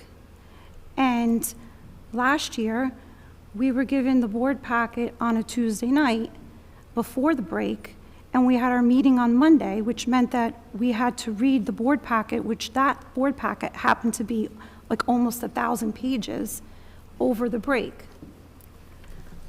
So it wasn't because the K-8 has meetings in Wyckoff on a Monday night. It was because to give more time after a break or a holiday, that was it. That was the only reason. It wasn't because I was trying to favor Wyckoff. And then the seating, I mean, I've gone to other board meetings where I'm sitting in on a folding chair. People don't have to sit on cushioned chairs. This isn't a Broadway show. This is like a board meeting. And it was perfectly fine for me. I never even thought about the chair that I was sitting in when I went to a board meeting. So, again, I made the motion to change some of the dates and the meeting location just based on reasons that I've already given multiple times at the last two meetings, as well as in committee, and then also because my constituents have voiced to me that they'd like to see a different location. And I thought that we should try and see what happens, especially since there are so many other schools that do their meetings in a cafeteria or they do it in the media center. So if they can do it, then why can't we? Anyone else Ms. want to Sullivan, be heard? May I be recognized? I'm sorry, I forgot. I'll be Ms. quick. Sanch, yes. As far as moving the meetings, if that would hopefully make the sound better, because I could not hear half of what members of the public were saying tonight. It's very hard to understand and hear what is happening here. I think if we're going to get new video equipment that's mobile, that it would be a great idea if the APTS and the PTSO meetings could be live streamed or recorded. I cannot always attend the APTS meetings at Ramapo because I do work, but when I do go, there's all kinds of details you hear in these meetings that we don't hear in board meetings and we don't hear anywhere else. Okay, so it would be great if more people would be able to attend those, even if it was just live streamed or recorded, and they could watch it later on when they get home from work. And to Ms. Koulikortis's point about safety, if people are going to be wandering the halls, because we're in the cafeteria or some other room, and they're going to hide out in a classroom for the next day, can they not be doing the same thing right now? The security guard, I believe, is sitting in here right now. If somebody were to go out and go to the bathroom, they could, who's to say they came back into the room? They could wander anywhere, so I don't think that that's really something to be concerned about as far as choosing a room. All right, it's 11:30. Are there any other comments? Ms. Sullivan? Can I just say one quick thing? It's my understanding that we hire outside vendors to actually film some things for us. Am I correct? Do we hire for football games or... my understanding is we do hire outside vendors to videotape certain things. Is that true? I have to defer to Dr. Dionisio for that. We have partnerships already where we already have equipment located. Obviously, we have equipment here already that we monitor and utilize. Our gymnasiums are already outfitted with camera equipment, so for athletic events. So there's no video recording equipment that we need for athletic events. It's also for the football fields. They're also outfitted as well. So there's no outside vendors that we pay to videotape? It's a partnership where they provide the equipment, and it's a subscription service, and then the district actually earns a certain percentage of dollars for however many community members, parents, family members end up signing up for a monthly subscription. They could do it for a full year, and they could do month to month, and we get a portion of those proceeds. They provide the video equipment for those events. That sounds like a reasonable deal. But I'm just wondering if maybe that equipment, if we do end up purchasing it, can be used in other ways, you know, that might be, you know, financially smart, maybe for clubs or, you know, other programs to make it worth it. Okay. Any other comments on agenda items? There's a motion on the table. Oh, that's right. I'm sorry, I'm getting tired. So there's a motion on the floor to put back the superintendent's calendar from January 5. I believe that's the pending motion. Was there a second? I don't recall. I think there was, Mrs. King. All right, so Ms. Demetrio? Mr. Bogdansky? No. Mr. DeLate? Yes.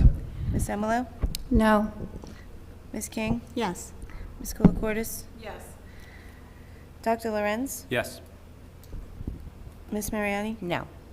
Ms. Anch? No. Ms. Sullivan? No. All right, the motion does not pass.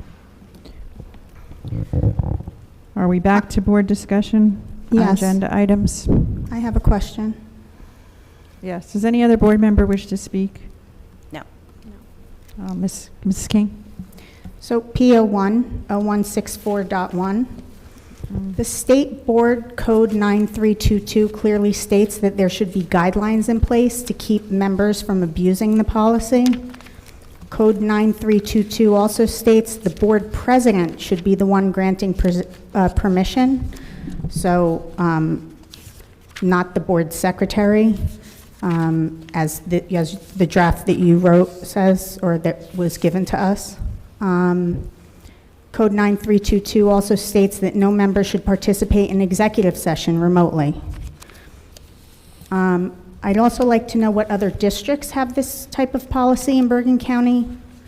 NJAC 5:39-1 clearly states that remote attendance should only be given during declared public health or other declared states of emergency.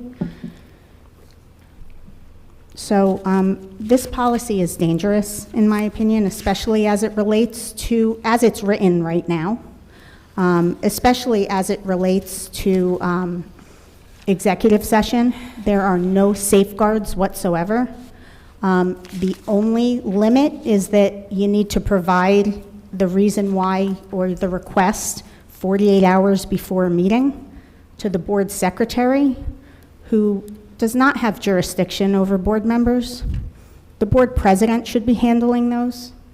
I'd like to make a motion to table this and allow our current legal counsel to go over it and ensure that we are not doing anything that could put the board in a precarious situation, such as having a board member at home during executive session dialing in and having their child, who might be a student at school, walk by and hear something they shouldn't be hearing. I think there should be limits on how many times in a school year you're allowed to do this. I think there are numerous safeguards that should be put in place. So I motion to table this until our legal counsel can give us an opinion. There's no discussion on a motion for table. So Ms. Demetrio can go right to the roll call. Unless we have a second. I'm sorry. I'm so tired. It's getting Need a late. second? I don't remember. I'm going to second it just in You case. just second it anyway, Second. if you want to. Mr. Bogdansky, Yes. Mr. DeLate, Yes. Ms. Amalo, So Ms. King made a motion to table the consideration for the board tonight to have a pass on a second read for the policy 164.1, which means we would not entertain it tonight. There's no discussion on the tabling, unfortunately. I'm not sure every board member understands the motion. Sorry. I was just confused whose motion we were voting on, if we were voting on Ms. Anch. No, Ms. King made a motion to table the second read on 164.1, which means that we would not Right. be able to pass it on a second read tonight. Does every board member understand this? But don't we have to vote on Ms. Anch's motion first because she made the motion? It's not a motion. No, it's an agenda item, agenda so. item. Does everybody understand? Oh, okay, I'm sorry. I don't think everyone understands the motion. Mr. Rice, do you want to explain this as well? Okay, I'm confusing you. I'm going to have Mr. Rice explain. There's a motion by Ms. King to table the second reading of the policy item. And so for members who are voting yes, you are voting yes to remove that item from this evening's agenda for consideration at a later date. If you're voting no, that means that you'd like the policy item to be considered tonight and not to be tabled. Okay. Right, so if if it's tabled, then we cannot use this policy after tonight, if it would be passed tonight. You could not have board members Zoom in if they were ill or if there was some extenuating circumstance with 48 hours notice. Correct. So- The policy would revert to Back whatever to- its So we would. prior form was. We don't have a policy on the books for remote So then, attendance. if I'm that's, sorry. if that's The the case, attorney then speaking. if there is no policy on the books that's applicable to this, and if tonight's policy that's on the agenda is tabled, then there's no way for a board member to remote in unless and until the board passes a policy. Okay.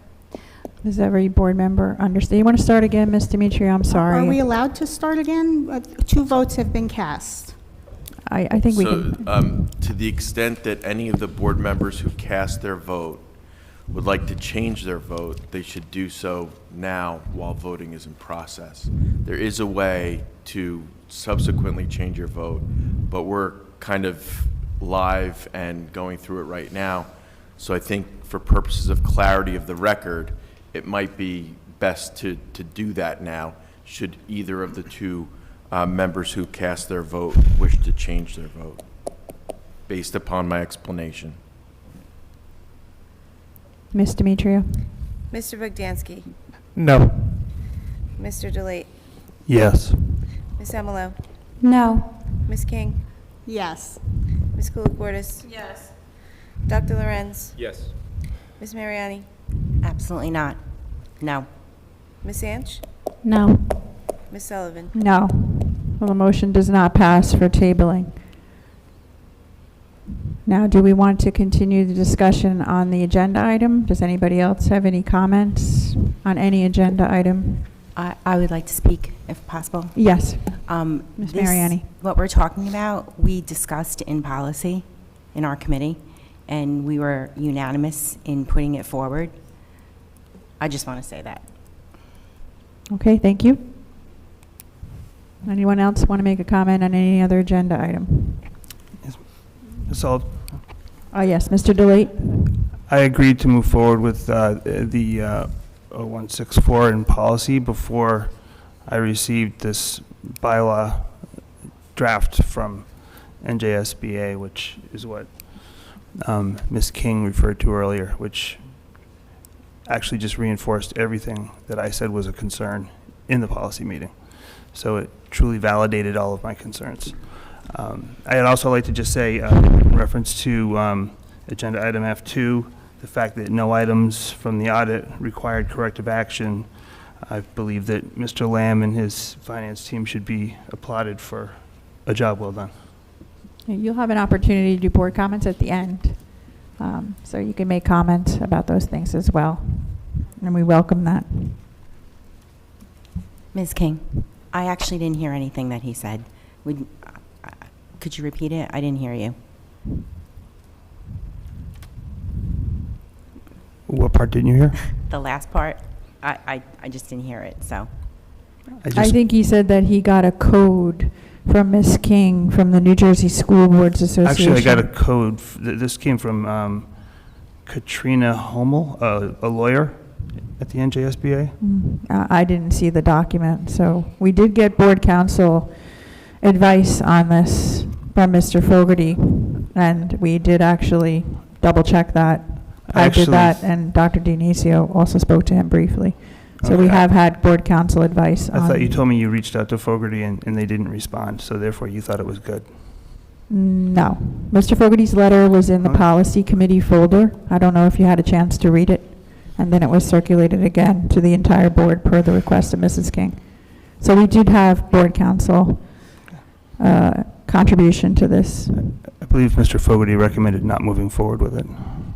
No, his letter said that he agrees with the New Jersey School Boards Association that it would be a good idea to have a policy on Zooming, because we did have a situation last year where I actually got sick, but I was not sick enough not to attend through a Zoom. And based on that, I think the board is probably remembering that, and we look back and we did get a proposed policy from Mr. Fogarty. It's not that I didn't hear from him, I actually spoke to him about it, and I think Dr. Dionisio called him as well and confirmed that Mr. Fogarty wrote the policy and not a word was changed. I'm sorry, I'm getting very tired. Where did we leave off? We're just doing board discussion on agenda items, right? Yes. Yeah, so can I say one more thing? Sure. So just really quick. So I was here when you were ill and could not attend, and I believe that it was Mr. Fogarty's recommendation that we simply suspend the policy that states that we must be in person. We suspended that one part of the policy on his recommendation. So that was how we handled those one-offs in those emergency situations. That would serve us better than having this policy with no safeguards, no checks, no balances, possible, proprietary information being shared, and, putting someone in charge of the process who should not be. So it's very dangerous. All right, any other comments on the agenda items? Yes. I'm sorry. We have a policy where I can't remember exactly how it's phrased, but if you miss 3 consecutive board meetings, you can be removed, right? That's the gist of it, however it's phrased. So this policy would essentially mean that someone would never miss a board meeting, correct? Because they could just always Zoom in. The expectation would be that the board member would always proceed in person, and that we would observe our code of ethics, which you also just heard about, that we would not violate confidences, and that, as you know, we do all our committee meetings by Zoom, and there's lots of things that are discussed there as well. Right, but what would keep a board member from never coming back here and attending all their meetings in Zoom? The board making a motion to suspend the policy or to take some other type of action with respect to that board person not coming. Yeah, okay, thank you. All right, can I have a motion to do a consent agenda? And I lost the little chart that Ms. Demetrio made for me, and going back and forth to executive. I'm going to try to do it by hand. Oh, thank you. You have another copy. I should have known you would have come prepared. Oh, actually, I think we have to vote on the committee minutes first. I mean, the board minutes. Sorry, it's just getting so late. As amended, we're voting on, we'll do that first. The move to approve, I need a motion to approve closed and regular public meeting minutes of January 5, 2023, as amended by Mrs. Anshin's motion, which passed for the changes that she requested. So I need a motion for that one first. Anyone? Motion to move forward. I have a second on that. Second. Mr. Bogdansky? Yes. Mr. Delate? No. Ms. Emilo? Yes. Ms. King? Just to clarify, is this January 5th closed and regular? Yes, ma'am. Yes to closed, no to regular. Ms. Koulikortis? No. Dr. Lorenz? No. Ms. Mariani? Yes. Ms. Anch? Yes. Ms. Sullivan? Yes. All right, now I need a motion to approve closed and regular public meeting minutes of January 30th, 2023. So moved. Second. Thank you. Mr. Bogdansky? Yes. Mr. Delate? Yes. Ms. Emilo? Yes. Ms. King? Yes. Ms. Koulikortis? Yes. Dr. Lorenz? Yes. Ms. Mariani? Yes. Ms. Anch? Yes. Ms. Sullivan? Yes. All right, now I need a motion to vote on a consent agenda for P1 through P13, E1 through E4, OP2 through OP3. Oh, well, I'm sorry. I pulled the calendar. So, sorry. Let me start again for the record. P1 through P13, E1 through E3. Is that correct, Mr. Lamb? Since I pulled E4. Is that right? OP2 through OP3, F1 through F5, and PO1. And this is just a motion to vote as a consent agenda. I have a motion. Motion for consent agenda. Thank you. Is there a second? Second. Thank you. Mr. Bogdansky? Are we voting on the full agenda? You're just voting so that you can combine everything to one. Yes. Mr. Delate? Yes. Ms. Emilo? Yes. Ms. King? Are you ready? Oh, no, this is just to combine the Oh, items. just to combine it? Yes. Ms. Koulikortis? Yes. Dr. Lorenz? Yes. Ms. Mariani? Yes. Ms. Anch? Yes. Ms. Sullivan? Yes. All right, so now we're going to take the vote on the consent agenda.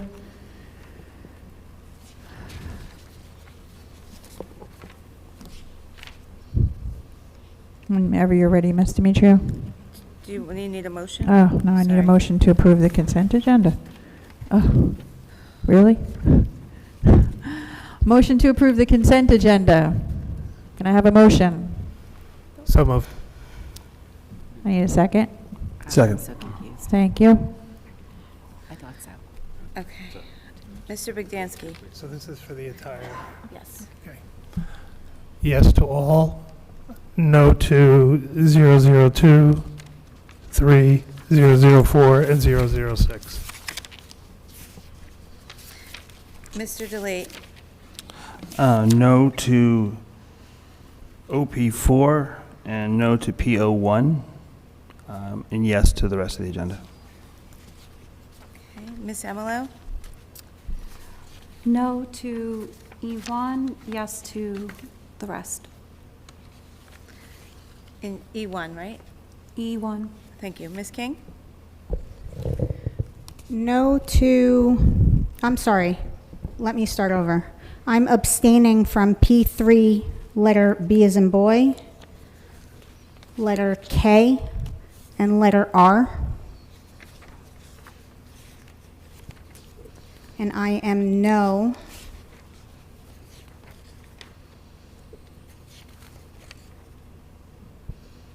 to OP4,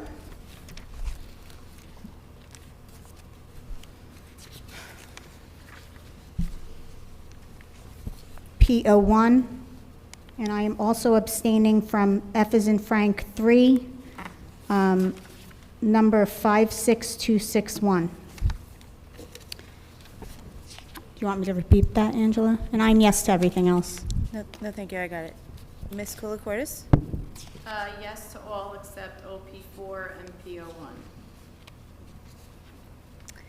Dr. Lorenz? Yes to all except OP4 and PO1. Ms. Mariani? Yes to everything, whoops, yes to everything except E1. Ms. Anch? Yes to everything except no to E1 and abstain on F3. Ms. Sullivan? Yes to everything except no on E1.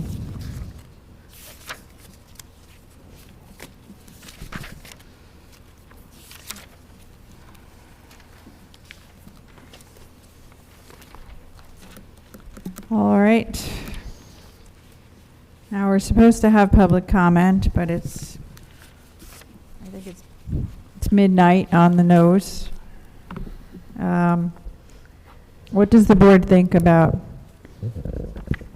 dispensing with public comment? I think we have under 10 people in the room. Can we see if there's anyone who wants to speak? I'm not sure I can do that, actually. Mr. Weiss? And I did not give the board a bathroom break either. I suppose informally, to the extent, Madam President, you want to see if anyone in the audience wishes to speak, I suppose you could ask for a show of hands. Okay, we have 3 people that have raised their hands, so. All right, we'll entertain. Hopefully you'll go quickly, but you do get your 3 minutes, so I'm gonna make a motion to open it up to public comment. I'm sorry, point of order. Should we have a quick 2 minutes in case anyone needs to? I would like that, but I'm so afraid of the time. How does the board feel about a bathroom break? Made it this far, we can. You want to motor through? No, I'm fine with 2 minutes. I'm fine with 2 or 3 minutes. Yeah. You're okay to go to the restroom? I think I would appreciate a restroom break as well. I'm so sorry. Can I have a motion to recess for use of the facilities? Motion to recess. Second? Second. Thank you. Ms. Demetrio? Mr. Verdansky? Never mind. The attorney said I can do all in favor. All in favor? Aye. Thank you. We'll be back in just a few moments. You or Dorian? Give it to Dwayne.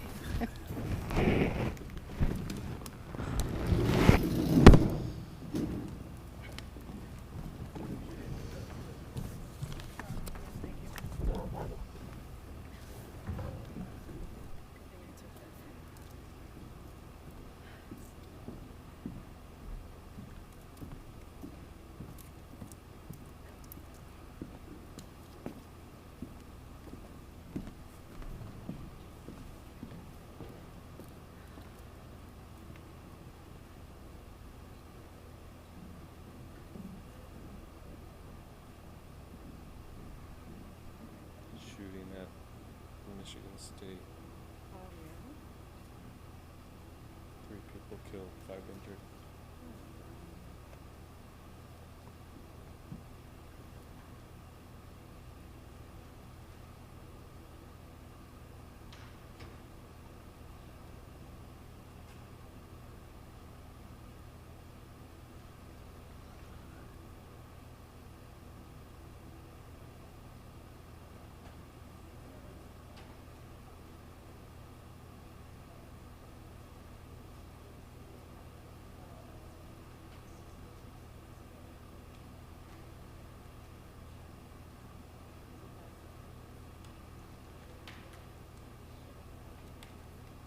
Where do you work, Kim? Where do you work? So you don't have to be at work at 6:30 or something. Yeah, yeah. Right. Right.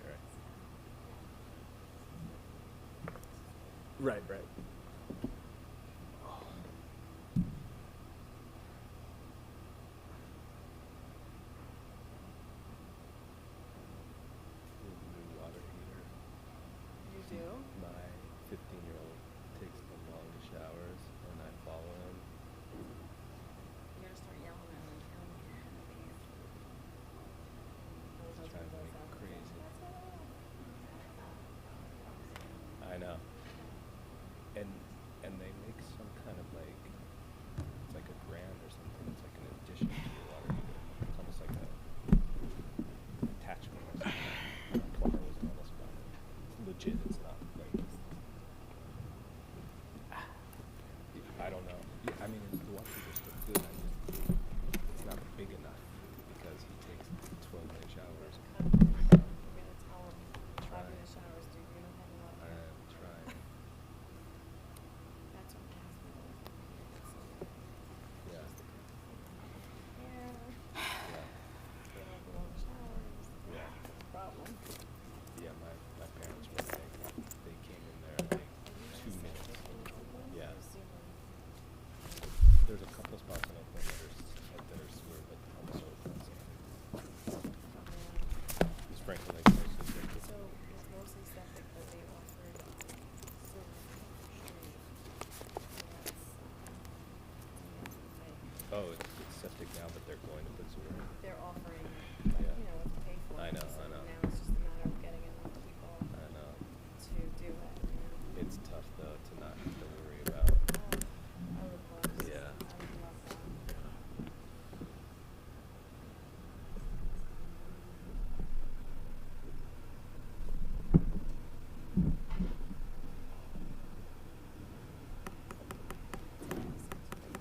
12:05.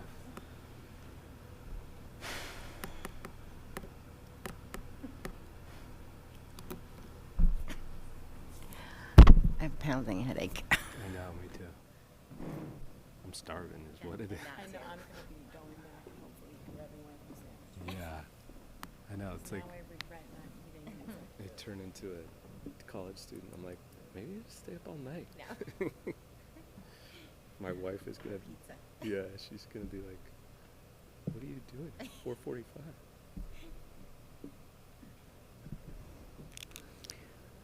Yeah, me too. All right, did we pass a motion for public comment? We did, right, to reopen? Or we didn't do that yet? We did do that. Motion to open to public. No, I think we already make that motion. Yeah. You made a motion to recess, now you have Yeah. to open back up. Oh. And then you gotta go to public comment. Okay. Motion to open. Can I just do ayes? Second. Do, by voice vote, a motion to open into public session. Perfect. Aye. Aye. Thank you. Thank you. Please approach the podium, say your name, town, and just a gentle reminder, it's 3 minutes to speak.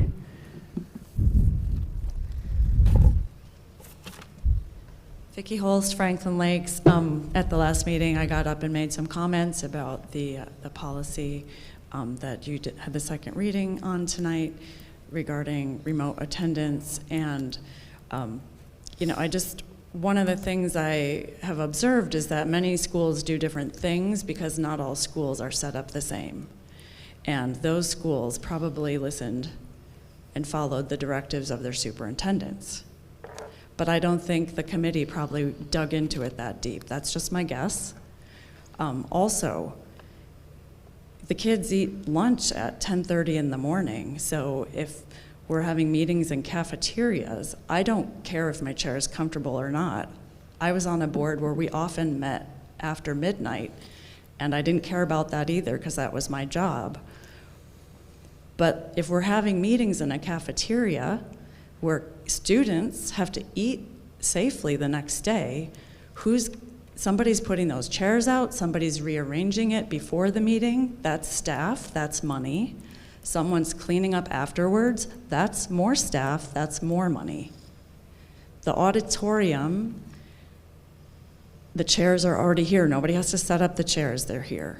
I'd gladly sit on the floor to prove a point about how I don't care about cushions or not. It's about the students, it's about the safety of the students. That's all I want to say on that policy. Secondly, Madam President, I would like to see you gavel anyone in the audience who makes comments while you guys are meeting. You are a meeting of the board in public, not a public meeting. So if I'm applauding somebody while someone else is talking, I should get the gavel. If someone is booing someone while they're talking or laughing, and there's just a lot of things that happen. I would like to see more consistency in that regard. And the disrespect of people interrupting people, I've seen it from almost everyone on the board, not simply the people that are being picked on. So it's just a shame.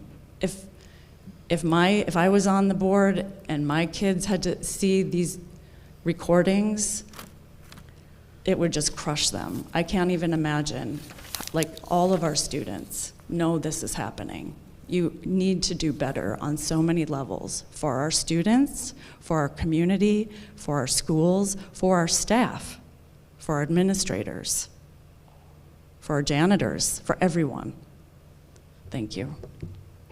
Thank you very much. Anyone else?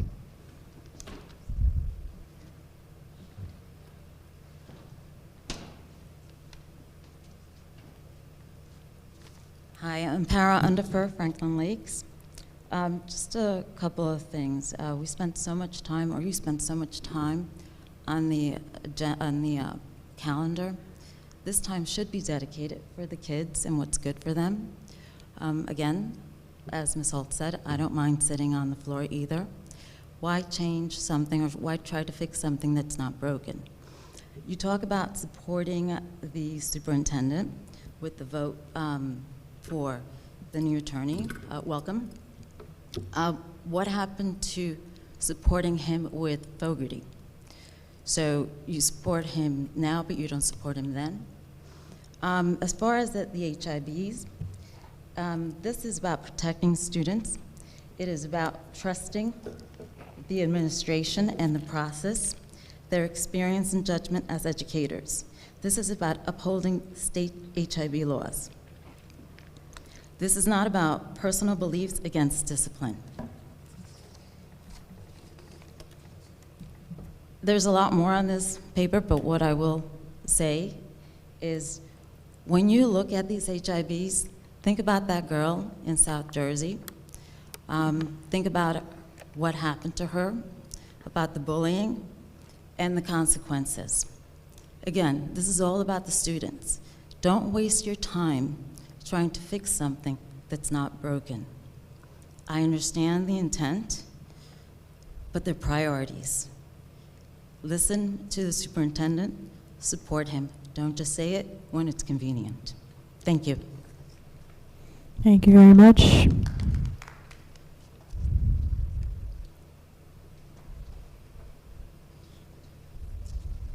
Hi, Kathy Schwartz, Franklin Lakes. I had two questions. One is you made changes to the minutes. I believe it is required to have an open discussion about the minutes and what the changes that are being proposed, and not just pass around a secret piece of paper that only board members can see. It seems to me that that would violate the Open Public Meeting Act, that the board is voting on something that they're passing around on a piece of paper that no one can see. Perhaps the legal counsel could opine on that? When she's done speaking, we'll take So we'll answer all the questions. My question is, I'd like to know exactly what was changed in the minutes, what was on that piece of paper that was passed around, and what was changed. My second point is with regards to the HIBs and the overturning of the superintendent's work on HIBs. By my count, 5 members of this board, am I not talking loud enough? By my count, 5 members of this board have voted down 6 out of 9 HIB recommendations from the superintendent this year. I think that's a problem for our district. I think that causes a liability issue. I think it causes the superintendent difficulty in supporting the fact that he's being supported in the work that he's doing. And I think you need to think really carefully, and I don't know, I can't even understand it. I can't even understand how 5 of you think that you know better than everyone else as to what should happen with the HIBs. It's really concerning.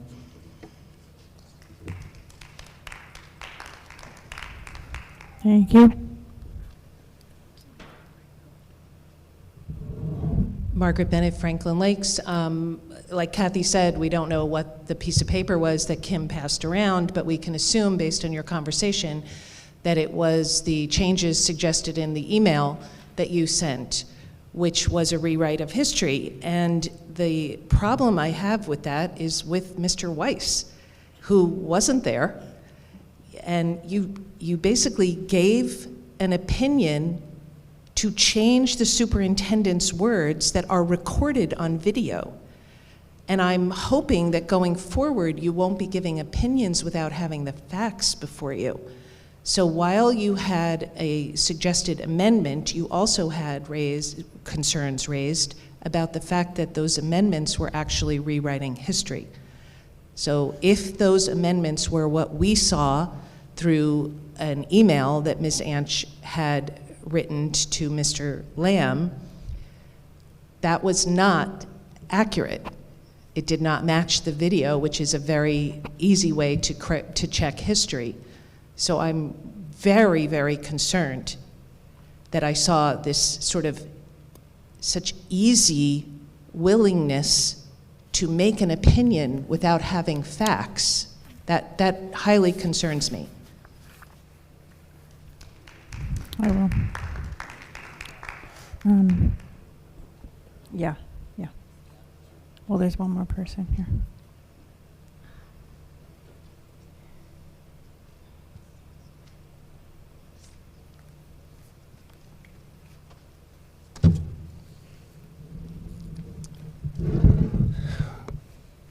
Joel Hatch, Franklin Lakes. You know exactly what was changed. Ms. Bennett, you said you already saw it. I don't know why you need to know more if you already know what it was. History is not being rewritten for a couple commas and a couple words, which is going to be out in public anyway after it's changed, if you don't know what it is. Tables and chairs are here. I see them.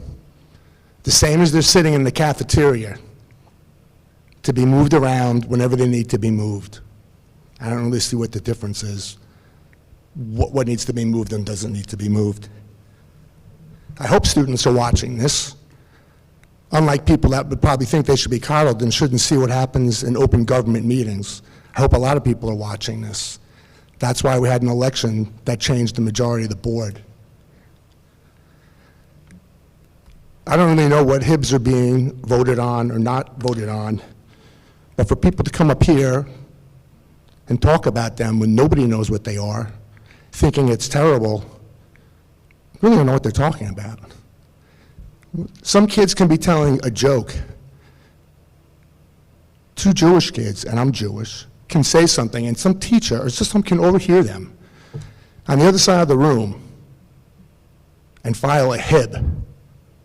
I'd like to know how that exactly is protecting students. I don't really see that. There's other students that take it and they hold it as a threat against people, their classmates. If they say something, they threaten to file HIBs against them. So if people are going to speak as authorities on HIBs and have their opinions, maybe they should really know exactly what they're talking about.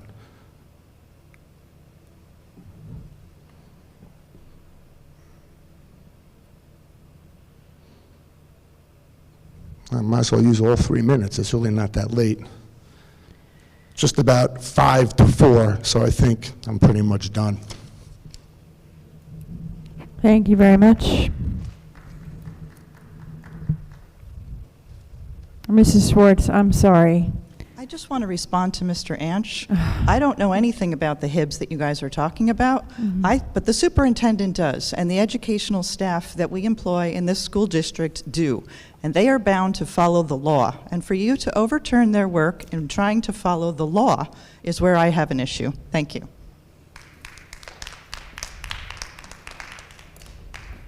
All right, it's very late.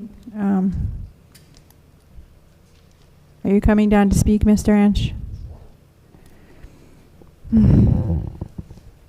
Point of order, public comment is not meant to be a back and forth between the public and themselves.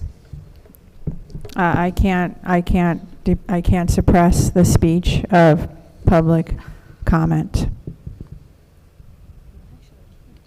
Joel Ansch, Franklin Lakes. I don't really understand the whole HIB process. If they're written up, they get put to a vote, and I don't see how that is overturning something. That's what the vote's for. I love your blue sweater, Ms. King. I'm glad you wore it tonight. I like our attorney's red tie. It makes a powerful statement. Dr. Denisio looks very dapper, like usual. He doesn't even look tired. I don't even know how he does it. Ms. Kouliakouris looks thrilled to be here, as I know I am. The plants in the front look very healthy. I'm glad somebody's watering them. And I'm just glad I can say whatever I want at public comment.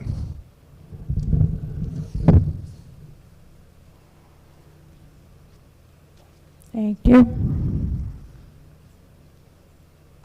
Sarah Murad, Franklin Lakes. I just want to say this has become, I'm coming here as a parent, and the last few meetings I've come to, I've gained nothing advantageous for my children as students of this district, and it's just mortifying and embarrassing that we're allowing bullying, and I don't believe in coddling my children, but I wouldn't raise them to be acting this way, and there's a certain amount of bullying happening with select members on the board, and their kids are sitting in the audience, and I mean, this is a school system, right? We're here for the schools, and I just think that, Mr. President, like, you should be putting kind of a stop to this and bring back the focus, because this is just getting, I mean, I can, like, it's very sad. This is not what it's supposed to be about, and I don't know, that's all I have to say.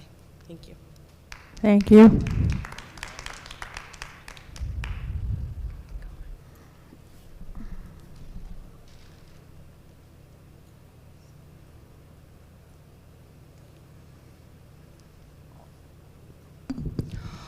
Ala Sophia Kraus, Wyckoff. Can everybody hear me? Thank you. I just wanted to add my 2 cents on the HIB situation. I've heard, time and time again, I've heard it say that the board should just sign off on the HIB because they were told to do so by the administration. I disagree. The board is, in essence, the last defense against a wrongful conviction. It happens in the courts all the time, and it can happen here. No one is perfect, hence, you have that extra layer.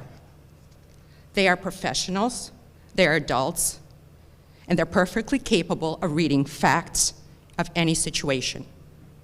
It is not that complicated. Stating that they are incapable of doing that is an insult to their professionalism and their capabilities. Thank you.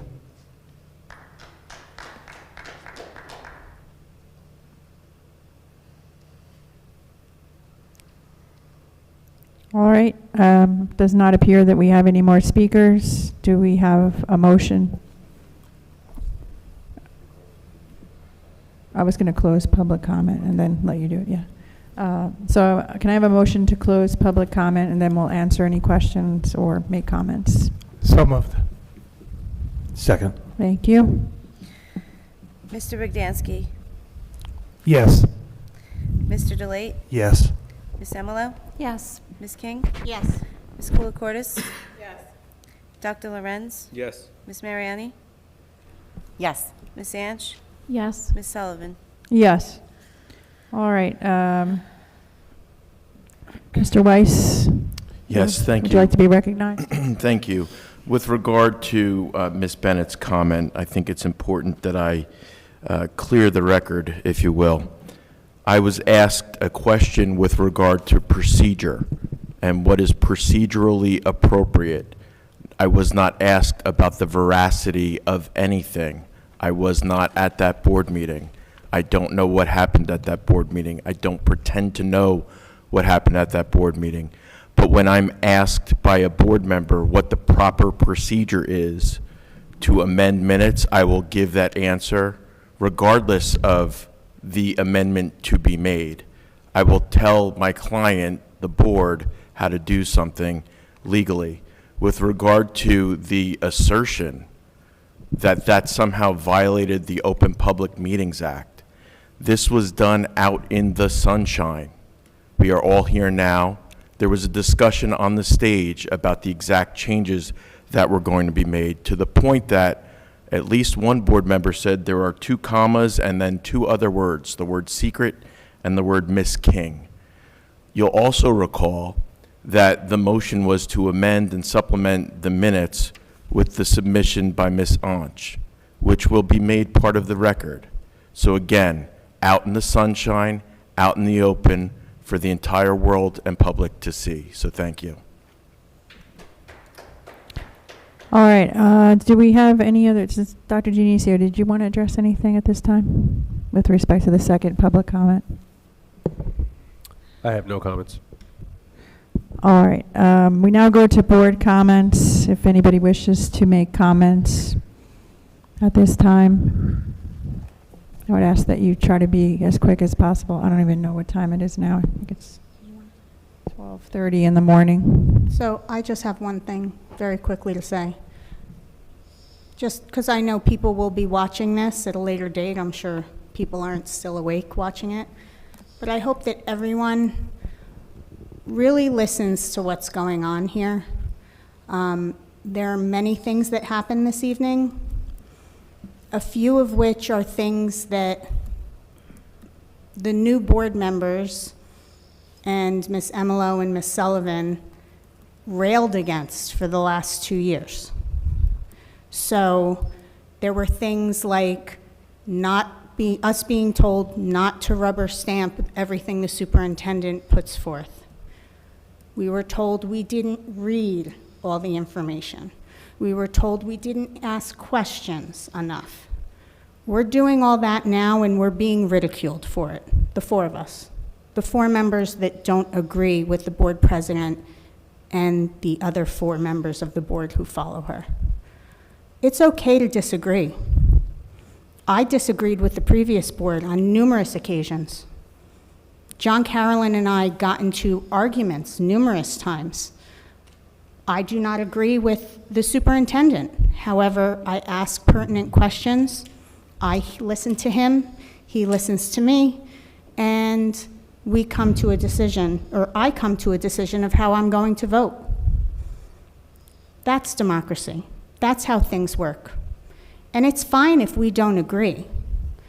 However, you know, the idea that we, the 4 people who don't agree with the other 5, are doing something wrong because of it, that we are not supporting our superintendent because we don't agree with what the 5 of them are doing, that's their narrative.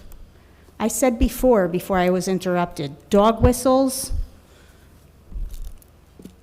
catchphrases, red herrings, as Dr. Lorenz used. These are all things the public needs to be wary of. It's a problem. The Hibbs being overturned, we're setting a precedence here. A precedence of possibly students thinking, well, it doesn't matter what I do because the board's just going to overturn the Hib. A student committed suicide last week. She killed herself because the district did nothing about the harassment and bullying that was being inflicted upon her. 14 years old. Everyone needs to watch what's going on right now. Everyone needs to watch what's going on at the next meeting. Yes, elections have consequences. Everyone needs to pay attention. Thank you. Ms. Sullivan? I'm sorry. No? No, you're good. Oh, okay. Mhm. I just heard a story recently about a police officer who was making a presentation to some elementary school students, a room like this, and they asked him if you could have a superpower, what would that superpower be?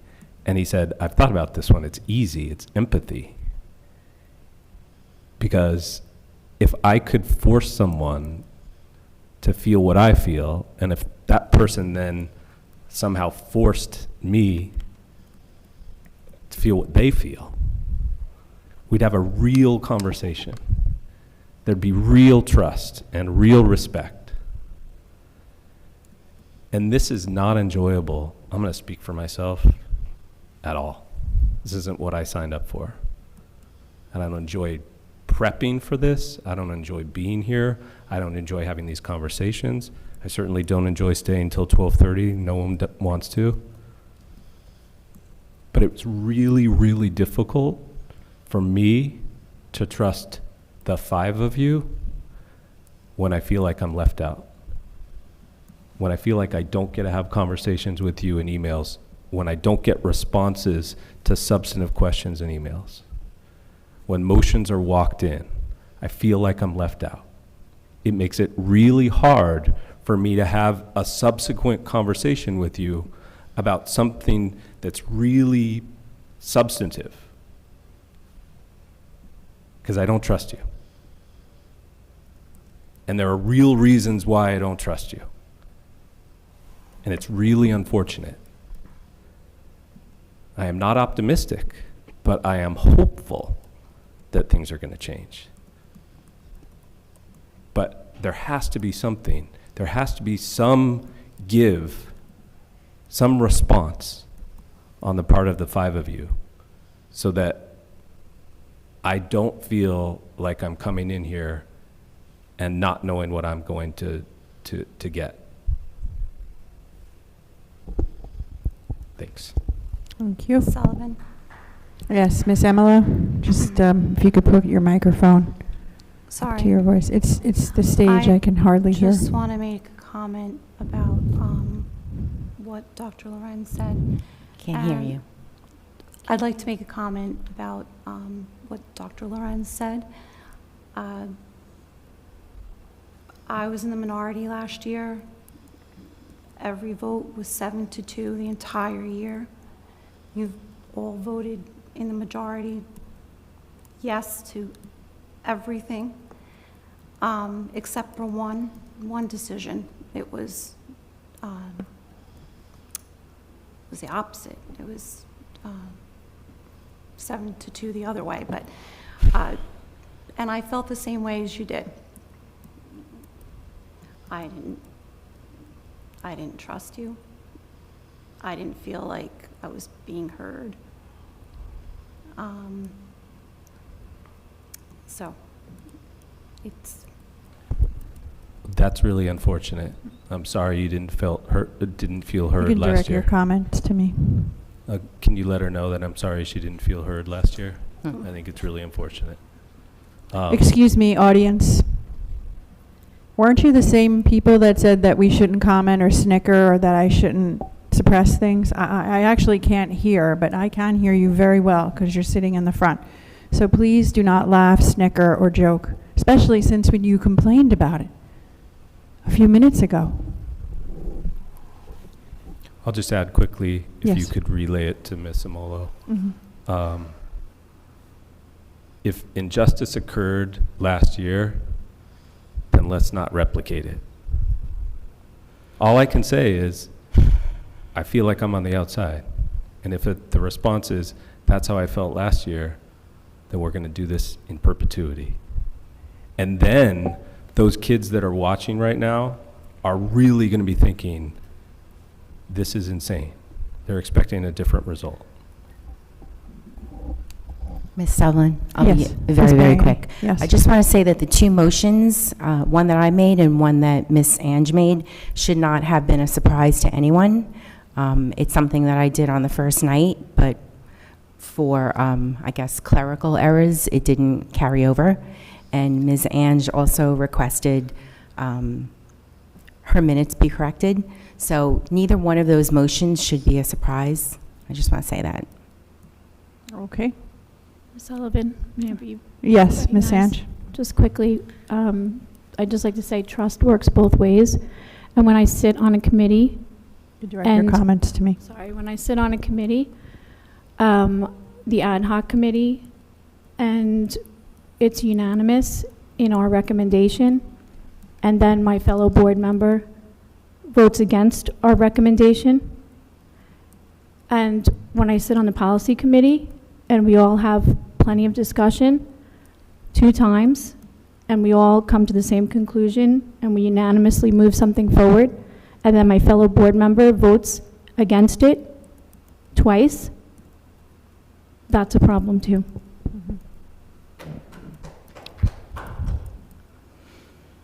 Any other comments? I just want to make one comment, just as a suggestion to build trust.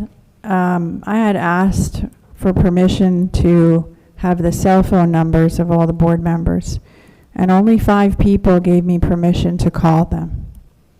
Last year I did call John Carolyn, and he picked up the phone. I was allowed to call him. He called me back. I'm not allowed to call 4 of the 5 board members on this board. So I'm not sure how I can embrace you. I did offer to do that. I got very long emails about how it was inappropriate for me to have your cell phone numbers. But I honestly really did want to call you. I do want to call you. So if I'm allowed to call you, let me know. Call me tomorrow. I would like to talk to you all on the phone. I really would. So that would be my gesture to start to build trust. If you feel that trust is not there, please call me. Excuse me, Ms. Sullivan? Just Is really it- quick, Okay. two sentences. Mhm. You asked if you could have my cell phone number for a board directory to keep on file at the board office. For the board to use, which has Okay. been the tradition. I'm sorry, I'm speaking. I allowed you to finish, right? Okay. Okay. You're right. Thank Absolutely. you. So, there's no reason why we cannot communicate in email. There is no reason why it has to be by phone. I don't take notes well. I prefer to communicate via email. I communicated with former President John Carolyn via email. I communicate with Dr. Dionisio via email. I communicate with Tom Lamb via email. Everything's subject to Oprah. No one has anything to hide. There's no problem. I'm not sure what this thing is about. Give me a call. There's nothing wrong with me saying I prefer, just like you prefer I call you Miss Sullivan, I prefer to communicate via email. Everything is documented. There's no question of what I said. There's no question of what you said. Trust has nothing to do with a phone number. Thank you. May I just say something too, Ms. Sullivan?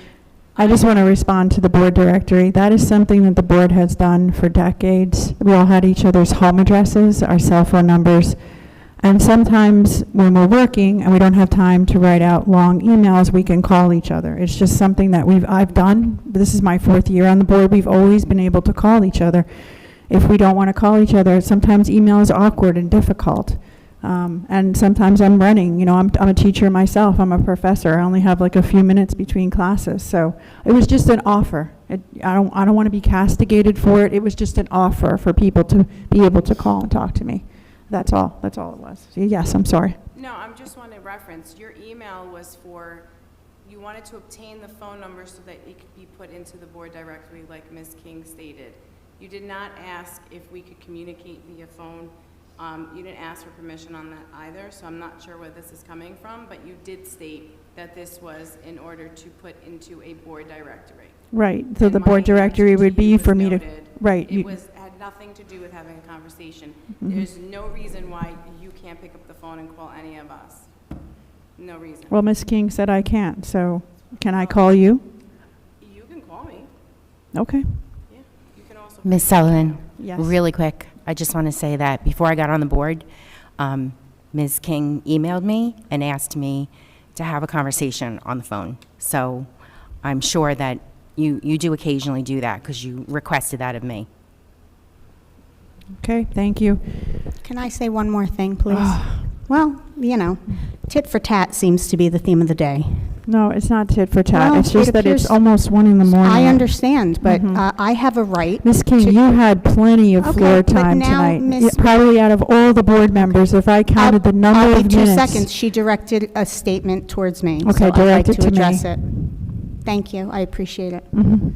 So basically, since I have to address it to you, if Ms. Mariani could hear my response.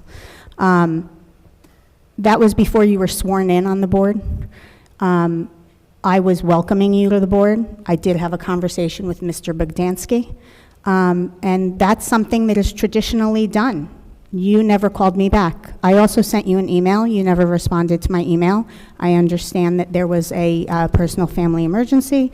I completely get it, but that is the reason why I offered to have a conversation. That was standard procedure, but now that we're all on the board, I prefer to communicate via email, and that is my right. All right. Next meeting date is actually different now from what's on your written agenda because we changed it tonight. So it's going to be March 13 at the Ramapo High School auditorium, where we will also have the adoption of the tentative budget. Is that right, Mr. Lamb?